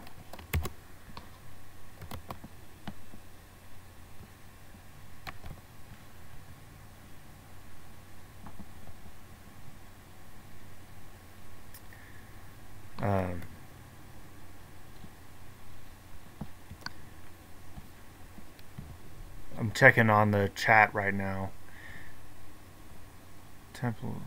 Build the Temple of Solomon out of neurons in your brain.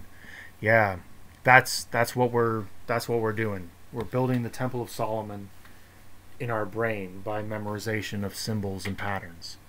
I truly believe that that is the intention of the Masonic principles. Is to impart upon the initiate a certain patterned brain response. So it is, in a sense, you're being brainwashed. You can be all conspiracy theory about that, but from the occult sense, you're learning, and the learning is helping you order the universe properly. You're learning to put the universe into order properly.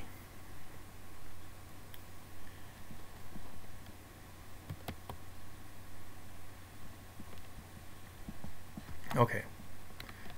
I will continue with the reading.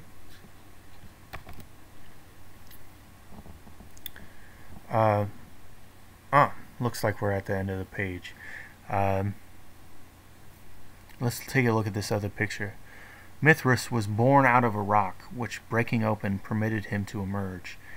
This occurred in the darkness of a subterranean chamber.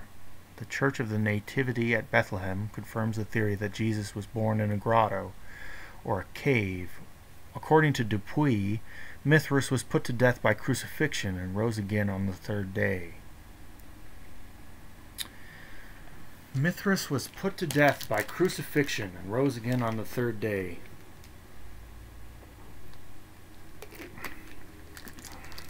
Well, if that ain't just the business. I think that we have some very clear things going on here.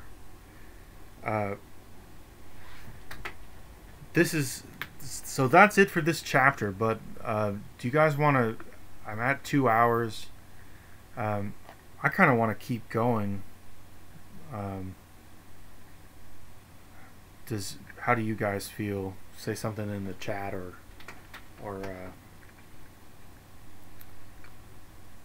if you're gonna hang out, let me know so I can figure out what's going on.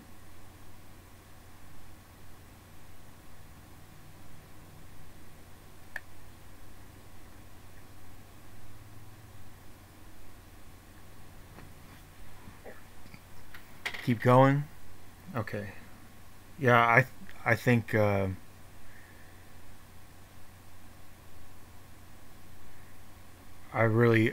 think that we're on to something here. So let's keep going. Let's keep it moving. Share the link. Let's share the link out there.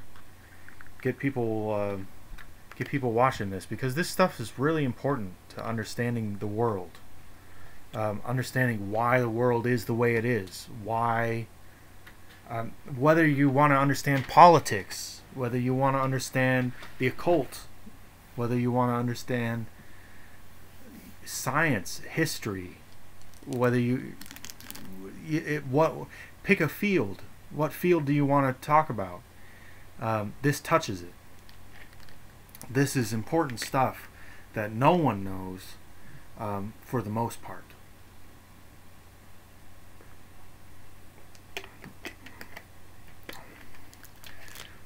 These teachings are open secrets. They've always been open. This is the trick of the society.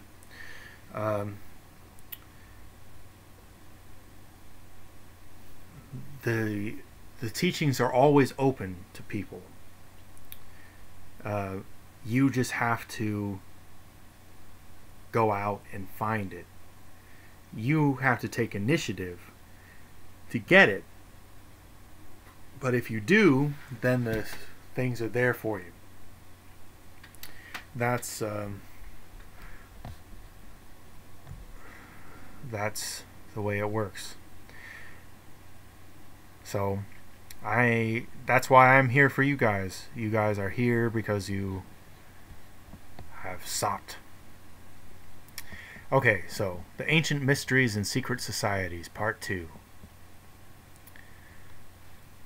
The entire history of Christian and pagan Gnosticism is shrouded in the deepest mystery and obscurity. For while the Gnostics were undoubtedly prolific writers, little of their literature has survived. They brought down upon themselves the animosity of the early Christian Church, and when this institution reached its position of world power, it destroyed all available records of the Gnostic cultus. The name Gnostic means wisdom or knowledge, and is derived from the Greek gnosis. The members of the order claim to be familiar with the secret doctrines of early Christianity. They interpreted the Christian mysteries according to pagan symbolism. Their secret information and philosophic tenets they concealed from the profane and taught to a small group only of especially initiated persons. Simon Magus. Well, let's go parse that first paragraph. The Christian and pagan Gnosticism has been one of my biggest interests lately, and I have just sitting right here, I have this stack of books about this subject, lost scriptures, books that did not make it into the New Testament. The Essence of the Gnostics by Bernard Simon. The Lost Books of the Bible.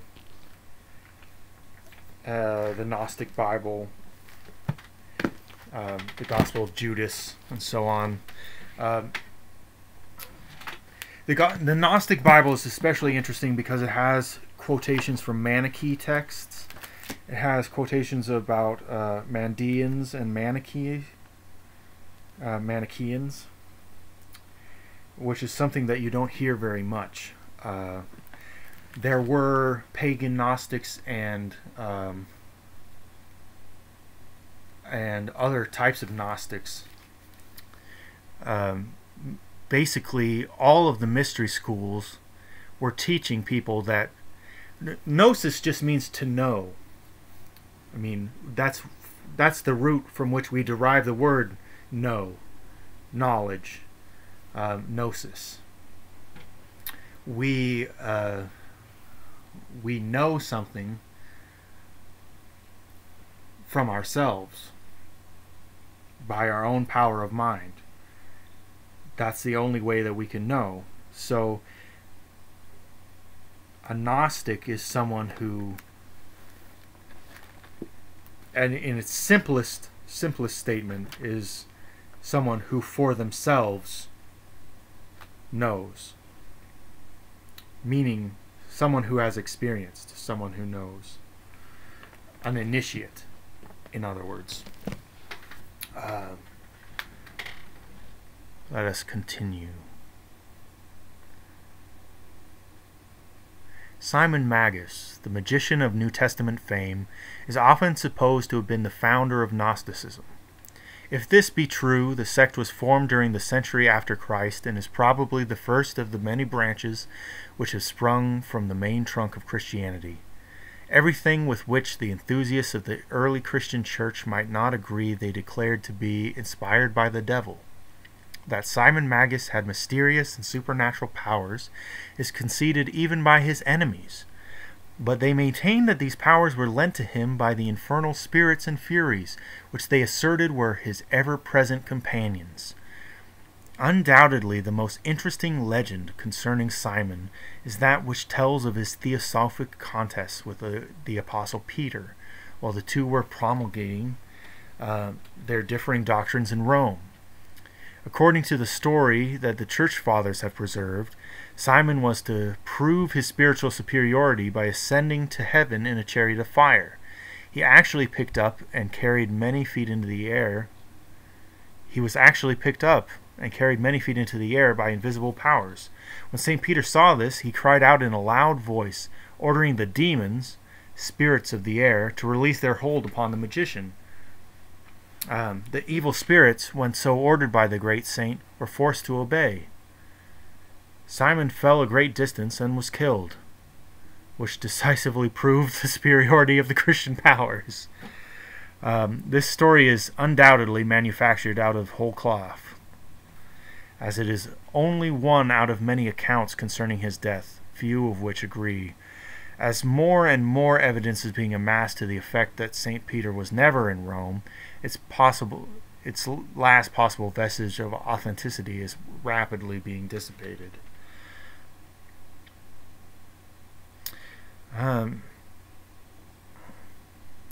Simon Magus is a very interesting character. That Simon was a philosopher there was no doubt, for wherever his exact words are preserved, his synthetic and transcending thoughts are beautifully expressed. The principles of Gnosticism are well described in the following verbatim statements by him, supposed to have been preserved by Hippolytus. To you, therefore, I say what I say, and write what I write. And the writing is this: of the universal eons, periods, planes, or cycles of creative and created life in substance and space, celestial creatures, there are two shoots without beginning or end, springing from one root, which is the power invisible, inapprehensible silence, Bythos. Of these shoots, one is manifested from above, which is the great power, the universal mind ordering all things, male. The other is manifested from below, the great thought, female, producing all things. Okay. Which is the... Of these shoots, one is manifested from above. Which is the greater power? The universal mind ordering all things, male, and the other.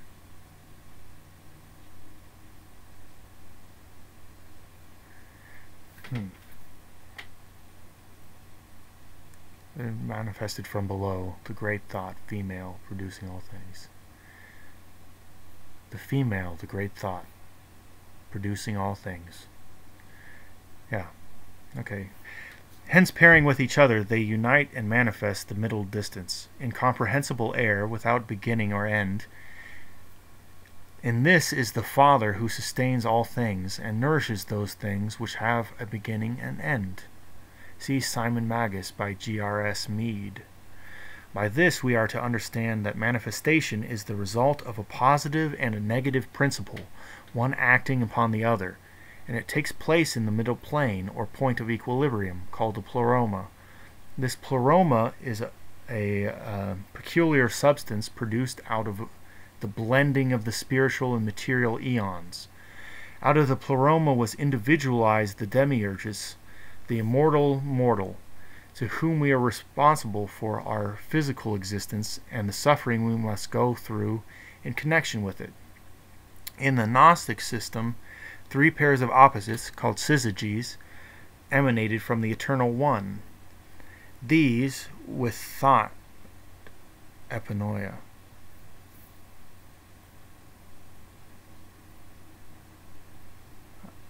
emanated from the Eternal One. These with himself make the total 7. The three pairs, eons, living divine principles, were described by Simon in the Philosophumena in the following manner. The first two were mind, nous, and thought, epinoia.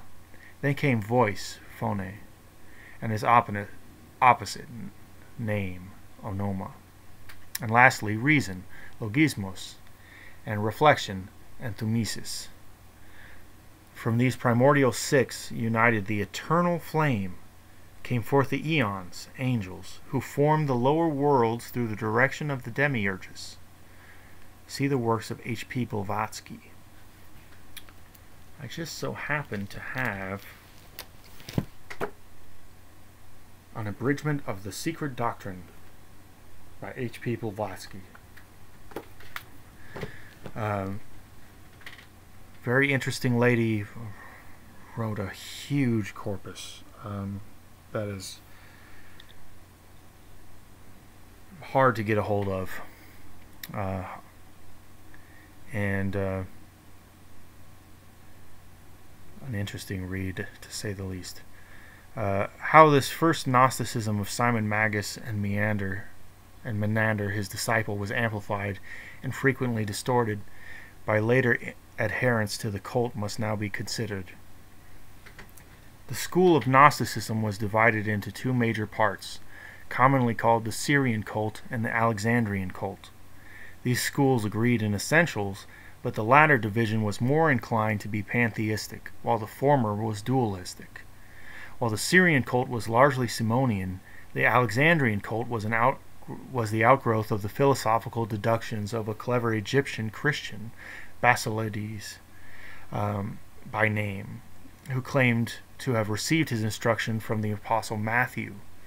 Like Simon Magus, he was an emanationist with Neoplatonic inclinations, In fact, the entire Gnostic mystery is based upon the hypothesis of emanations as being the logical connection between the irreconcilable opposites, absolute spirit and absolute substance, which the Gnostics believe to have been coexistent in eternity. Some assert that Basilides was the true founder of Gnosticism. Yeah, I've heard that, but they mean Gnostic Christianity if they say that. There was a pre-Christian Gnosticism, though. But there is much evidence to the effect that Simon Magus laid down its fundamental principles in the preceding century.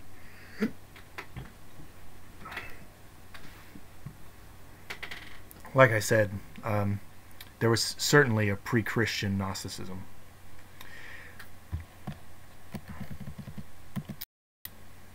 The Alexandrian Basilides, the Alexandrian Basilides inculcated Egyptian Hermeticism, Oriental occultism, Chaldean astrology, and Persian philosophy in his followers, and in his doctrine sought to unite the schools of early Christianity with the ancient pagan mysteries.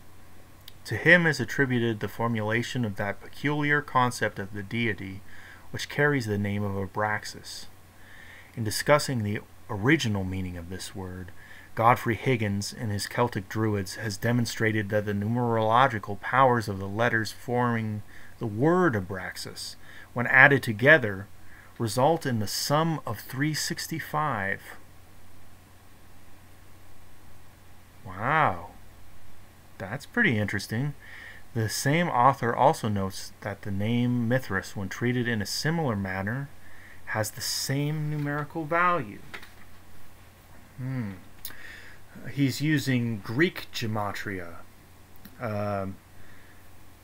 The people are often familiar with the Hebrew gematria, where certain letters correspond to certain numerical values, but the Greeks were at least as prolific users of gematria as the Hebrews. They use gematria for a lot of things, to make a lot of comparisons, and it's very interesting. Gematria is very interesting study in general, but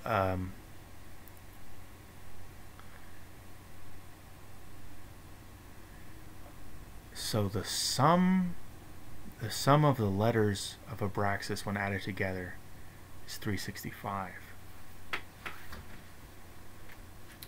The number of days in a year.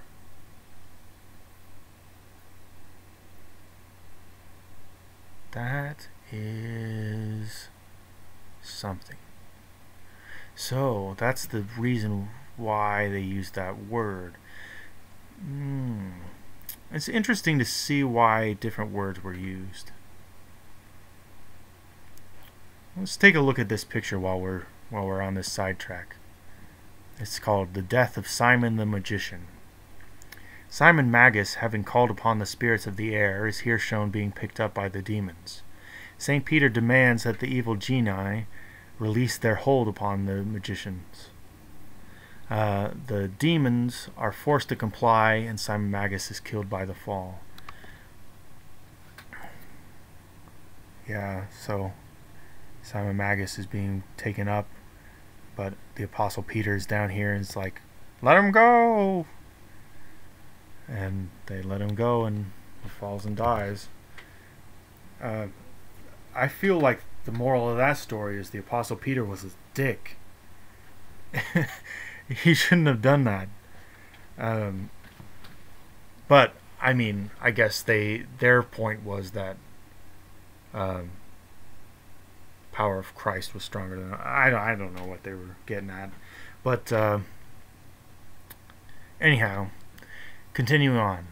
The same author also notes that the name Mithras, when treated in a similar manner, has the same numerical value. Basilides caught that the powers of the universe were divided into 365 eons, or spiritual cycles, and that the sum of all these together was the Supreme Father, and to him he gave the Kabbalistical appellation Abraxas, as being symbolical, numerologically, of his divine powers, attributes, and emanations. Abraxas is usually symbolized as a composite creature, with the body of a human being and the head of a rooster. And with each of his legs ending in a serpent. Oh, gosh, sounds unpleasant. C.W. King, in his Gnostics and Their Remains, gives the following concise description of the Gnostic philosophy of Basilides, quoting from the writings of the early Christian bishop and martyr Saint Irenaeus. He asserted that God, the uncreated eternal Father, had first brought forth nous, or mind. This the Logos, word. This again, phronesis, intelligence. From phronesis sprung Sophia, wisdom, and dynamis, strength. And those are eons. Those are in this Gnostic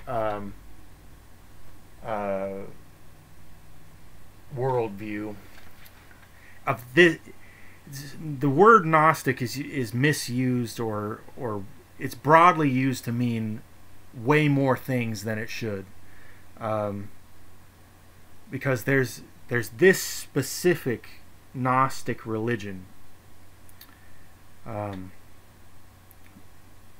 then there's Gnosticism, which is different than this Gnostic system. This Gnostic system is each one of these things that we were just looking at: the nous, the mind; the logos, phronesis, Sophia, dynamis. All of those are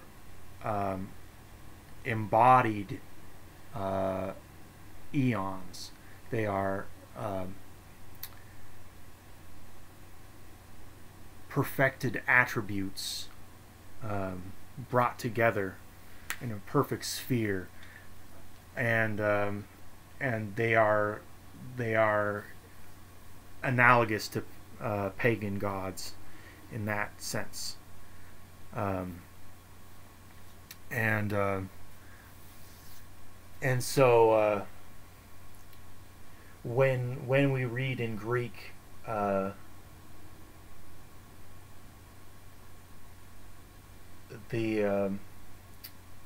the beginning of the Gospel of John, it says, "In the beginning was the Word," but the word in Greek is logos. In the beginning was logos, and logos was with God, and logos was God. This takes on an entirely different meaning if you apply it with this understanding in mind, the understanding of this Gnostic worldview, which was a worldview that at the time of John many people had. So in the beginning was the Logos, and the Logos was with God, and the Logos was God. And then later on, I think John 1:14 says, and the Logos was made flesh. In describing Abraxas, C.W. King says, Bellarmine considers the composite image inscribed with the actual name Abraxas to be a Gnostic pantheos, representing the Supreme Being, with the 5 emanations marked out by appropriate symbols. From the human body, the usual form assigned to the deity, spring the 2 supporters, nous and logos, expressed in the serpents, symbols of the inner senses and the quickening understanding. On which account the Greeks have made the serpent the attribute of Pallas. His head, that of a cock, represents phronesis, that bird being the emblem of foresight and of vigilance. His 2 arms hold the symbols of Sophia and Dynamis, the shield of wisdom and the whip of power. The Gnostics were divided in their opinions concerning the Demiurgus, or creator of the lower worlds. He established the terrestrial universe with the aid of 6 suns, or emanations, possibly the planetary angels, which he formed out of, and yet within, himself. As stated before, the Demiurgus was individualized as the lowest creation out of the substance called pleroma. Pleroma, the perfect substance.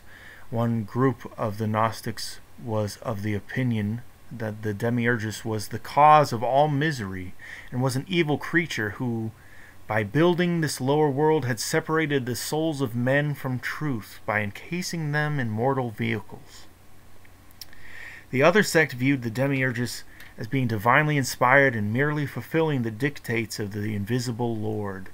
Some Gnostics were of the opinion that the Jewish god Jehovah was the Demiurgus. This concept, under a slightly different name, apparently influenced medieval Rosicrucianism, which viewed Jehovah as the Lord of the material universe rather than as the supreme deity. Mythology abounds with the stories of God who partook of both celestial and terrestrial natures. Odin of Scandinavia is a good example of a deity subject to mortality, bowing before the laws of nature, and yet being, in certain senses at least, a supreme deity. This is actually something that comes up a lot. And it is that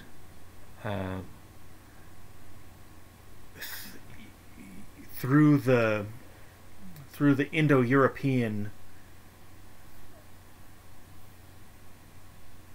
spread of culture, this idea of a god who is a man,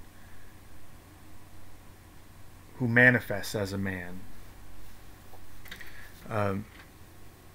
I mean, obviously, it's a common thing in the world to just like anthropomorphize God, but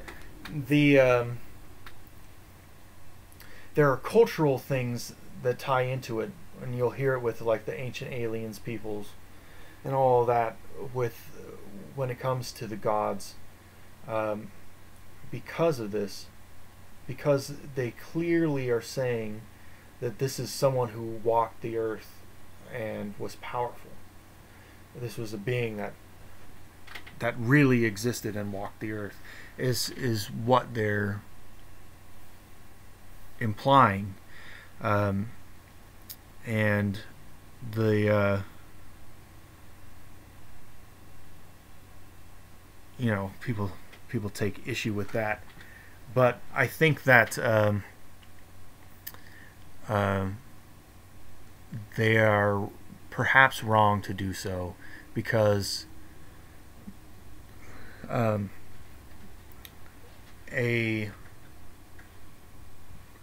if everything in the world was encased within God,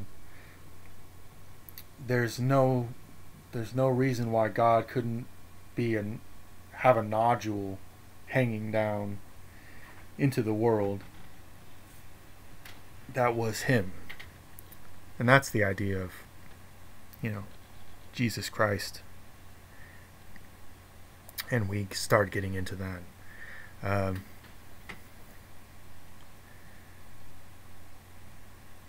Anyway, mythology abounds.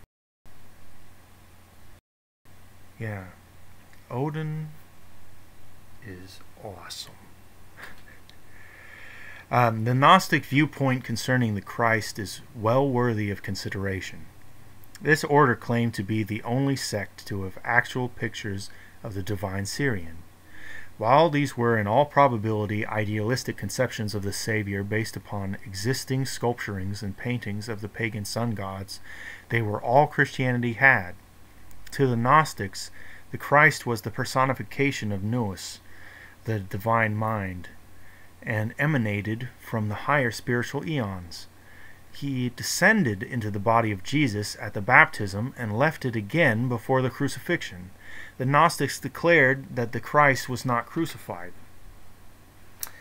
as this Gnostic nous could not suffer death, but that Simon the Cyrenian offered his life instead, and that the nous, by means of its power, caused Simon to resemble Jesus. Irenaeus makes the following statement concerning the cosmic sacrifice of the Christ. When the uncreated, unnamed Father saw the corruption of mankind, he sent his firstborn nous into the world in the form of Christ, for the redemption of all who believed in him, out of the power of those that have fabricated the world, the Demiurgus and his 6 sons, the planetary genii. He appeared amongst men as the man Jesus, and wrought miracles. See King's Gnostics and their remains. The Gnostics divided humanity into 3 parts. Those who, as savages, worshipped only the visible nature. Those who, like the Jews, worshipped the Demiurgus. And lastly, themselves, or others of a similar cult, including certain sects of Christians who worshipped Nous, Christ, and the true spiritual light of the higher eons. After the death of Basilides, Valentinus became the leading inspiration of the Gnostic movement. He still further complicated the system of Gnostic philosophy by adding infinitely to the details. He increased the number of emanations from the Great One, the Abyss, to 15 pairs, and also laid much emphasis on the Virgin Sophia or wisdom. In the books of the Savior, parts of which are commonly known as the Pistis Sophia, may be found material concerning the strange doctrine of eons and their strange inhabitants. James Freeman Clarke, speaking of the doctrines of the Gnostics, say, "These doctrines, strange as they seem to us, had a wide influence in the Christian Church. Many of the theories of the ancient Gnostics, especially those concerning scientific subjects, have been substantiated by modern research. Several sects branched off from the mainstream stem of Gnosticism, such as Valentinians, the Ophites, and the Adamites. After the 3rd century, their power waned, and the Gnostics practically vanished from the philosophic world. An effort was made during the Middle Ages to resurrect the principles of Gnosticism, but owing to the destruction of their records, the material necessary was not available. Even today, there are evidences of Gnostic philosophy in the modern world, but they bear other names, and their true origin is not suspected." That's very, very, very true. Many of the Gnostic concepts have actually been incorporated into the dogmas of the Christian Church, and our newer interpretations of Christianity are often along the lines of Gnostic emanationism. And so again, what I was saying earlier, why I became a member of the Church of Jesus Christ of Latter-day Saints was that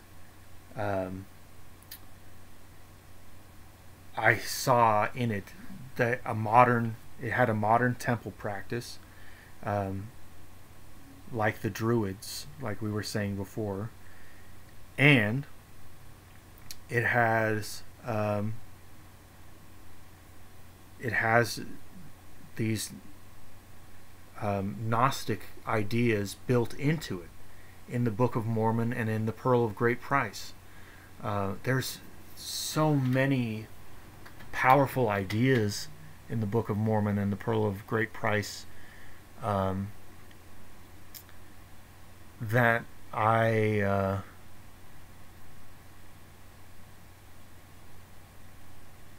end up thinking that Mormonism was created specifically as a repository for mystical worship in North America. Anyhow, get on that if you know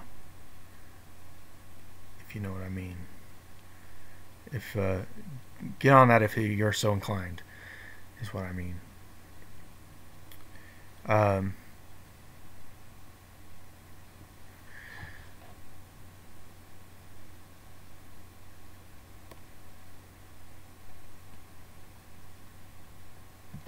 Okay, so the mysteries of Asar-Hapi.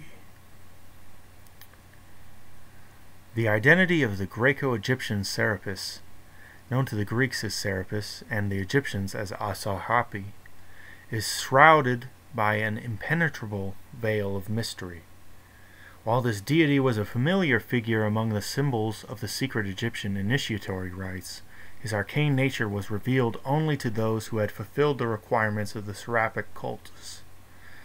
Therefore, in all probability, excepting the initiated priests, the Egyptians themselves were ignorant of his true character. So far as known, there exists no authentic account of the rites of Serapis, but an analysis of the deity and his accompanying symbols reveals their salient points. In an oracle delivered to the king of Cyprus, Serapis described himself thus: "A god I am such as I show to thee. The starry heavens are my head, my trunk the sea. Earth forms my feet, my ears the air supplies. The sun's far darting brilliant rays mine eyes." It's beautiful. Several unsatisfactory attempts have been made to etymologize the word Serapis. Godfrey Higgins notes that Soros was the name given by the Egyptians to a stone coffin, and Apis was Osiris incarnate in the sacred bull. These two words combined result in Soros Apis, or Sorapis, the tomb of the bull. It is improbable that the Egyptians would worship a coffin in the form of a man. Several ancient authors, including Macrobius, have affirmed that Serapis was a name for the sun, because his image so often had a halo of light about its head. In his oration upon the sovereign sun, Julian speaks of the deity in these words: "One Jove, one Pluto, one sun is Serapis." In Hebrew, Serapis is seraph, meaning to blaze out, to blaze up. For this reason, the Jews designated one of their hierarchies of spiritual beings seraphim.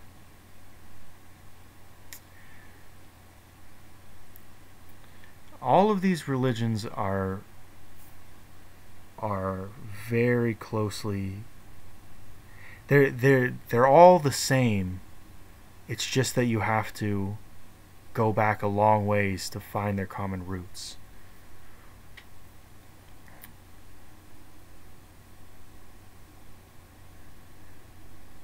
It's just that the different branches don't agree. But that's the nature of roots when they go into the ground. They're all coming from the same source, but they branch out in different directions. They can't meet each other in the middle. You know, they just need to go their own way. So all of these different movements are receiving the right thing from the source, and they are the roots of the world tree that is being put into the ground. And when the world tree is planted in the hearts and minds of men, as they say, the process begins again, and a man becomes a world unto himself. And that's why people think like, oh, Mormons get a whole planet when they die. It's like, no, a man becomes a world unto himself when he plants the world tree in his heart.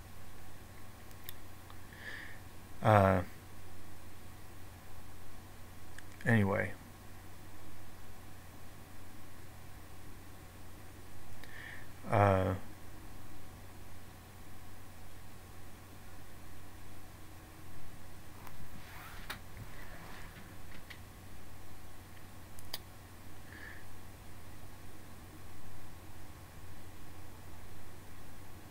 So the most common theory, however, regarding the name Serapis is that which traces its derivation from the compound Osiris Apis, At one time, the Egyptians believed that the dead were absorbed into the nature of Osiris, the god of the dead.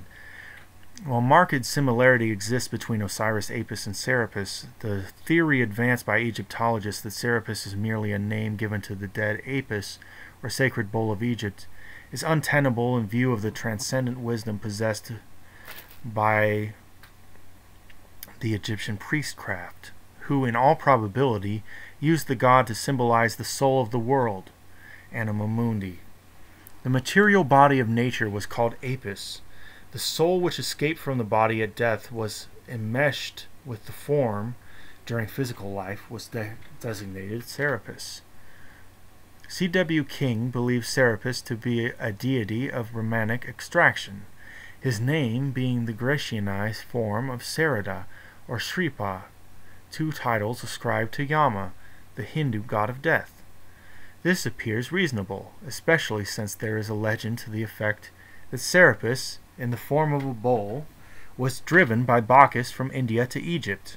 The priority of the Hindu mysteries would further substantiate such a theory. Among other meanings suggested for the word Serapis are the sacred bull, the sun in Taurus, the soul of Osiris, the sacred serpent, the retiring of the bull, and the last appellation has reference to the ceremony of drowning the sacred Apis in the waters of the Nile every 25 years.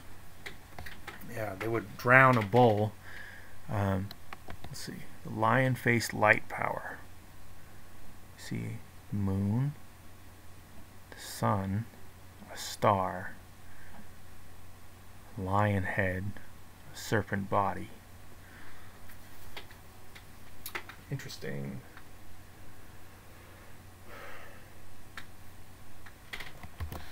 Interesting. The Gnostic gem represents by its serpentine body the pathway of the sun, by its lion head the exaltation of the solar in the constellation of Leo.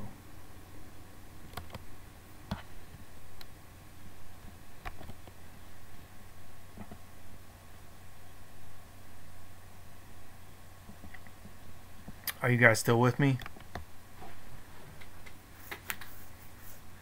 Okay.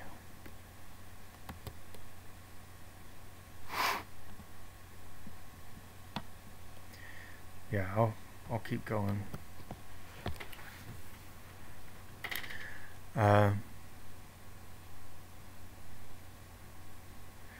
Labyrinths and mazes were favored places of initiation among many ancient cults.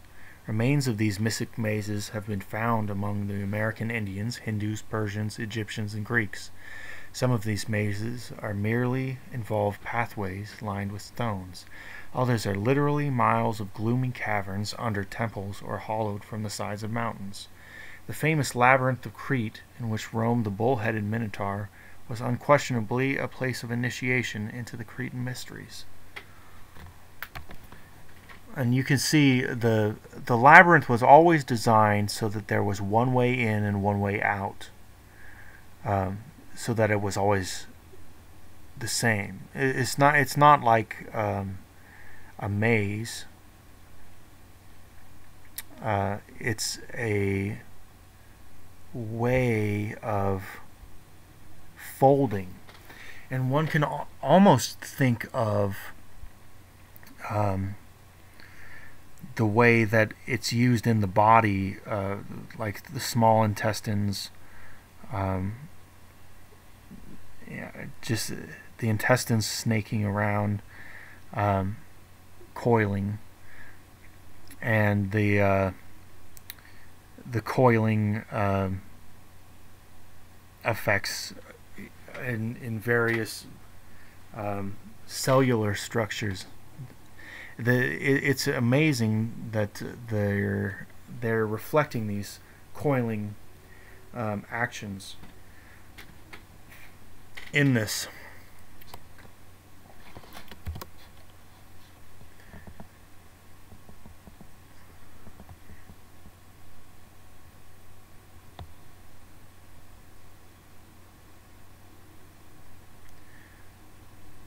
Okay. So, there is considerable evidence that the famous statue of Serapis in the Serapeum at Alexandria was originally worshipped under another name at Sinope, from which it was brought to Alexandria. There is also a legend which tells that Serapis was a very early king of the Egyptians, to whom they owed the foundation of their philosophical and scientific power. After his death, this king was elevated to the estate of a god. Phylarchus declared that the word Serapis means the power that disposed the universe into its present beautiful order. In his Isis and Osiris, Plutarch gives the following account of the origin of the magnificent statue of Serapis, which stood in the Serapeum at Alexandria. While he was pharaoh of Egypt, Ptolemy Soter had a...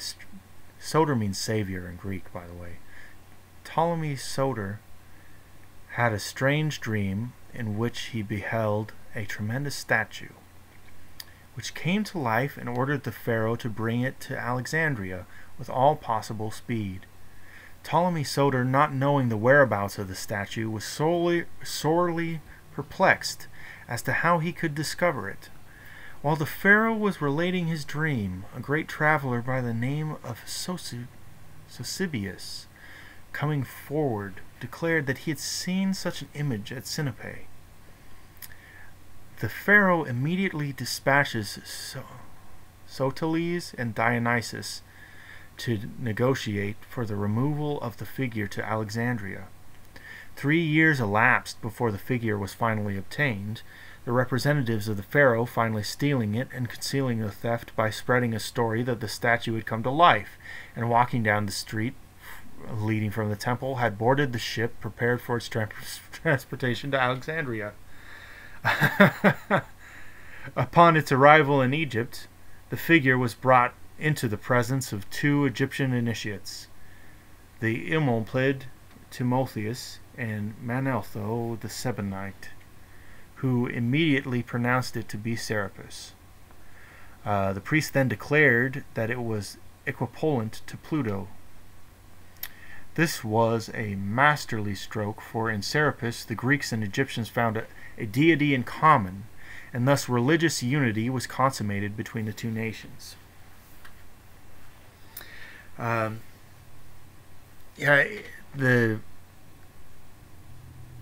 Interpretatio Graecae. I'm getting all... I'm tired, I'm sorry. The Interpretatio Graecae is the way that foreign paganisms were translated into Greek paganism. So if you would think of, you know, a god being Baal-Hamon, and then he goes and is Saturn in Rome and Kronos in Greece. And the Kronos in Greece, that's the Interpretatio Graecae. Interpretatio Graecae is a Latin term, so that's why I said Saturn first. Because it was a thing used by the Romans to interpret the gods of other peoples by the use of the Greek gods. So the Romans used the Greek gods to interpret other people's gods.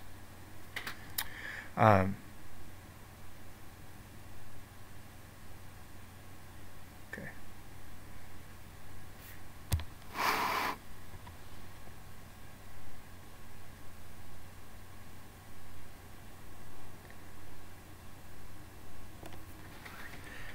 So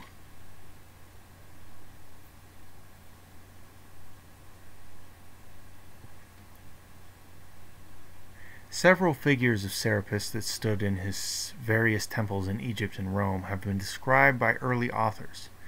Nearly all these showed Grecian rather than Egyptian influence. In some, the body of the god was encircled by the coils of a great serpent. Others showed him as a composite of Osiris and Apis. A description of the god that in all probability is reasonably accurate is that which represents him as a tall, powerful figure, conveying the twofold impression of manly strength and womanly grace. His face portrayed a deeply pensive mood, the expression inclining towards sadness. His hair was long and arranged in a somewhat feminine manner, resting in curls upon his breast and shoulders. The face, save for its heavy beard, was also decidedly feminine. The figure of Serapis was usually robed from head to foot in heavy draperies, believed by initiates to conceal the fact that his body was androgynous. Various substances were used in making the statues of Serapis. Some undoubtedly were carved from stone or marble by skilled craftsmen. Others may have been cast from base or precious metals. One colossus of Serapis was composed of plates of various metals fitted together. In a labyrinth sacred to Serapis stood a 13-foot statue of him, reputed to have been made from a single emerald. Modern writers discussing this image state that it was made of green glass poured into a mold. I'm getting all tongue-tied. It's weird. According to the Egyptians, however, it withstood all the tests of an actual emerald. Clement of Alexandria describes a figure of Serapis compounded from the following elements.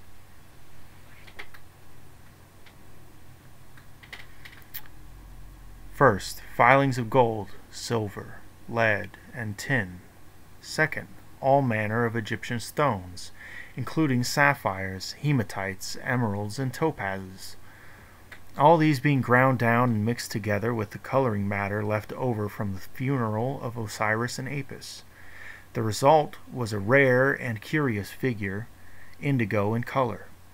Some of the statues of Serapis must have been formed of extremely hard substances, for when a Christian soldier, carrying out the edict of Theodosius, struck the Alexandrian Serapis with his axe, that instrument was shattered into fragments, and sparks flew from it.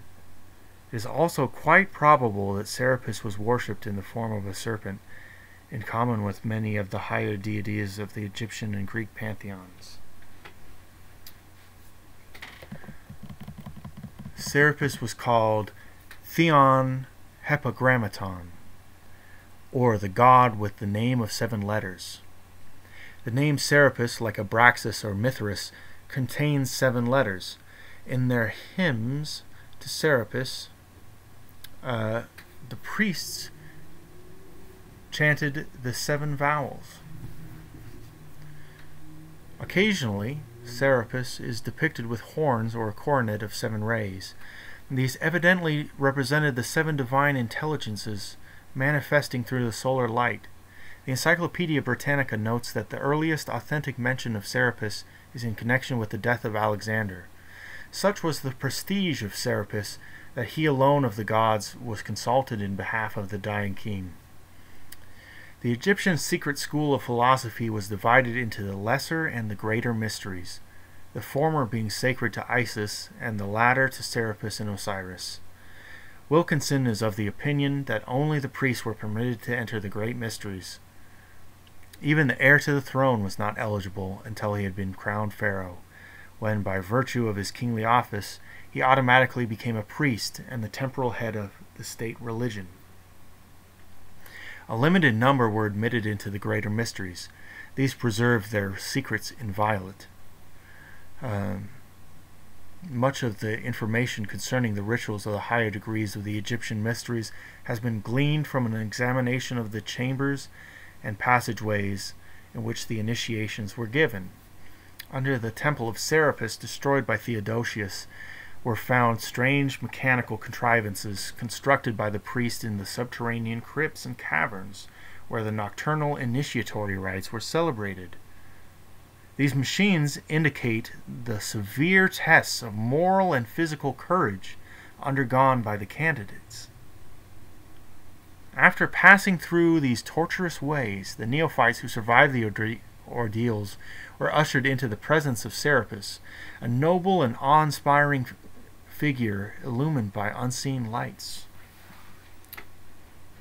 Sounds pretty grand.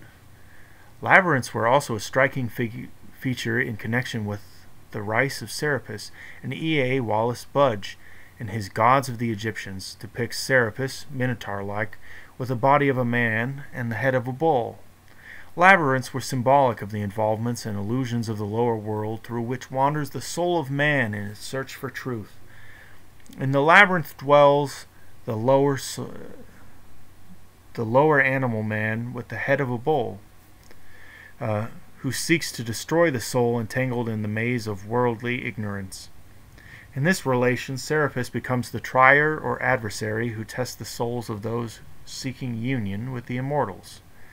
The maze was also doubtless used to represent the solar system, the bull man representing the sun dwelling in the mystic maze of its planets, moons, and asteroids. The Gnostic mysteries were acquainted with the arcane meanings of Serapis, and through the medium of Gnosticism, this god inextricably associated with early Christianity.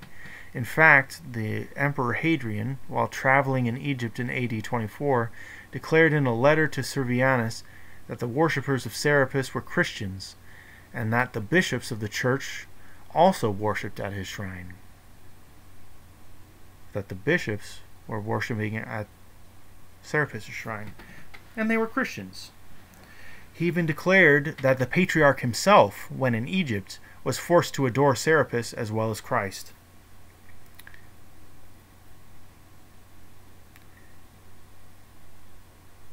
Christianity didn't kill off paganism.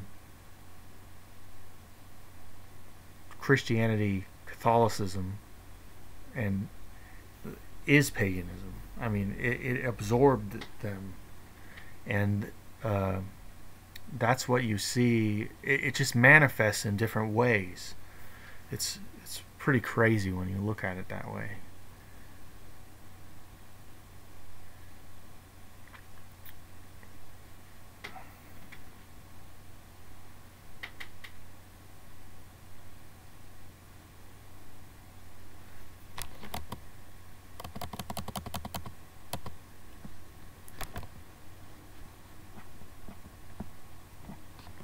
Okay, let's see.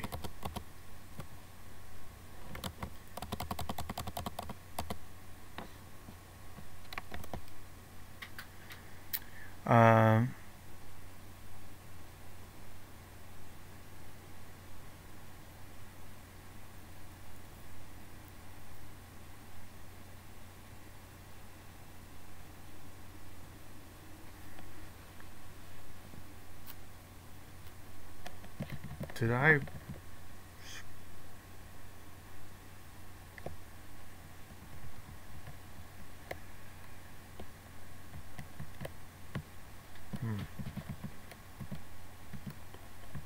I lost my place.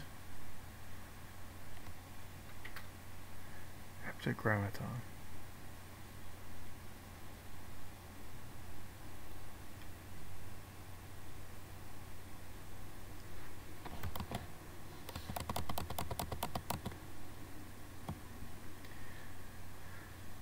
Oh well. Well, I think I'm gonna let's try to finish it so that it's not complete waste. The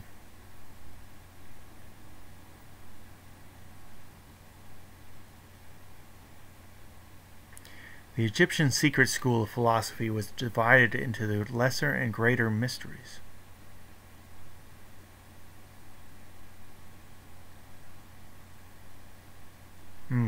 Well, Clement of Alexandria describes a figure of Serapis compounded from the following elements.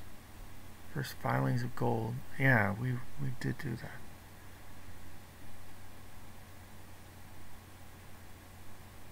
Labyrinths were also a striking feature in connection with the rites of Serapis.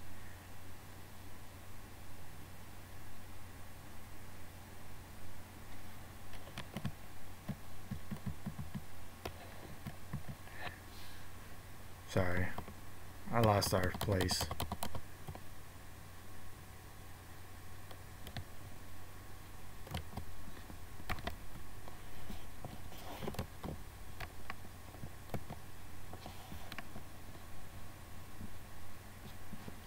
Well, we'll just pick it up another time. Love you guys. Just want to share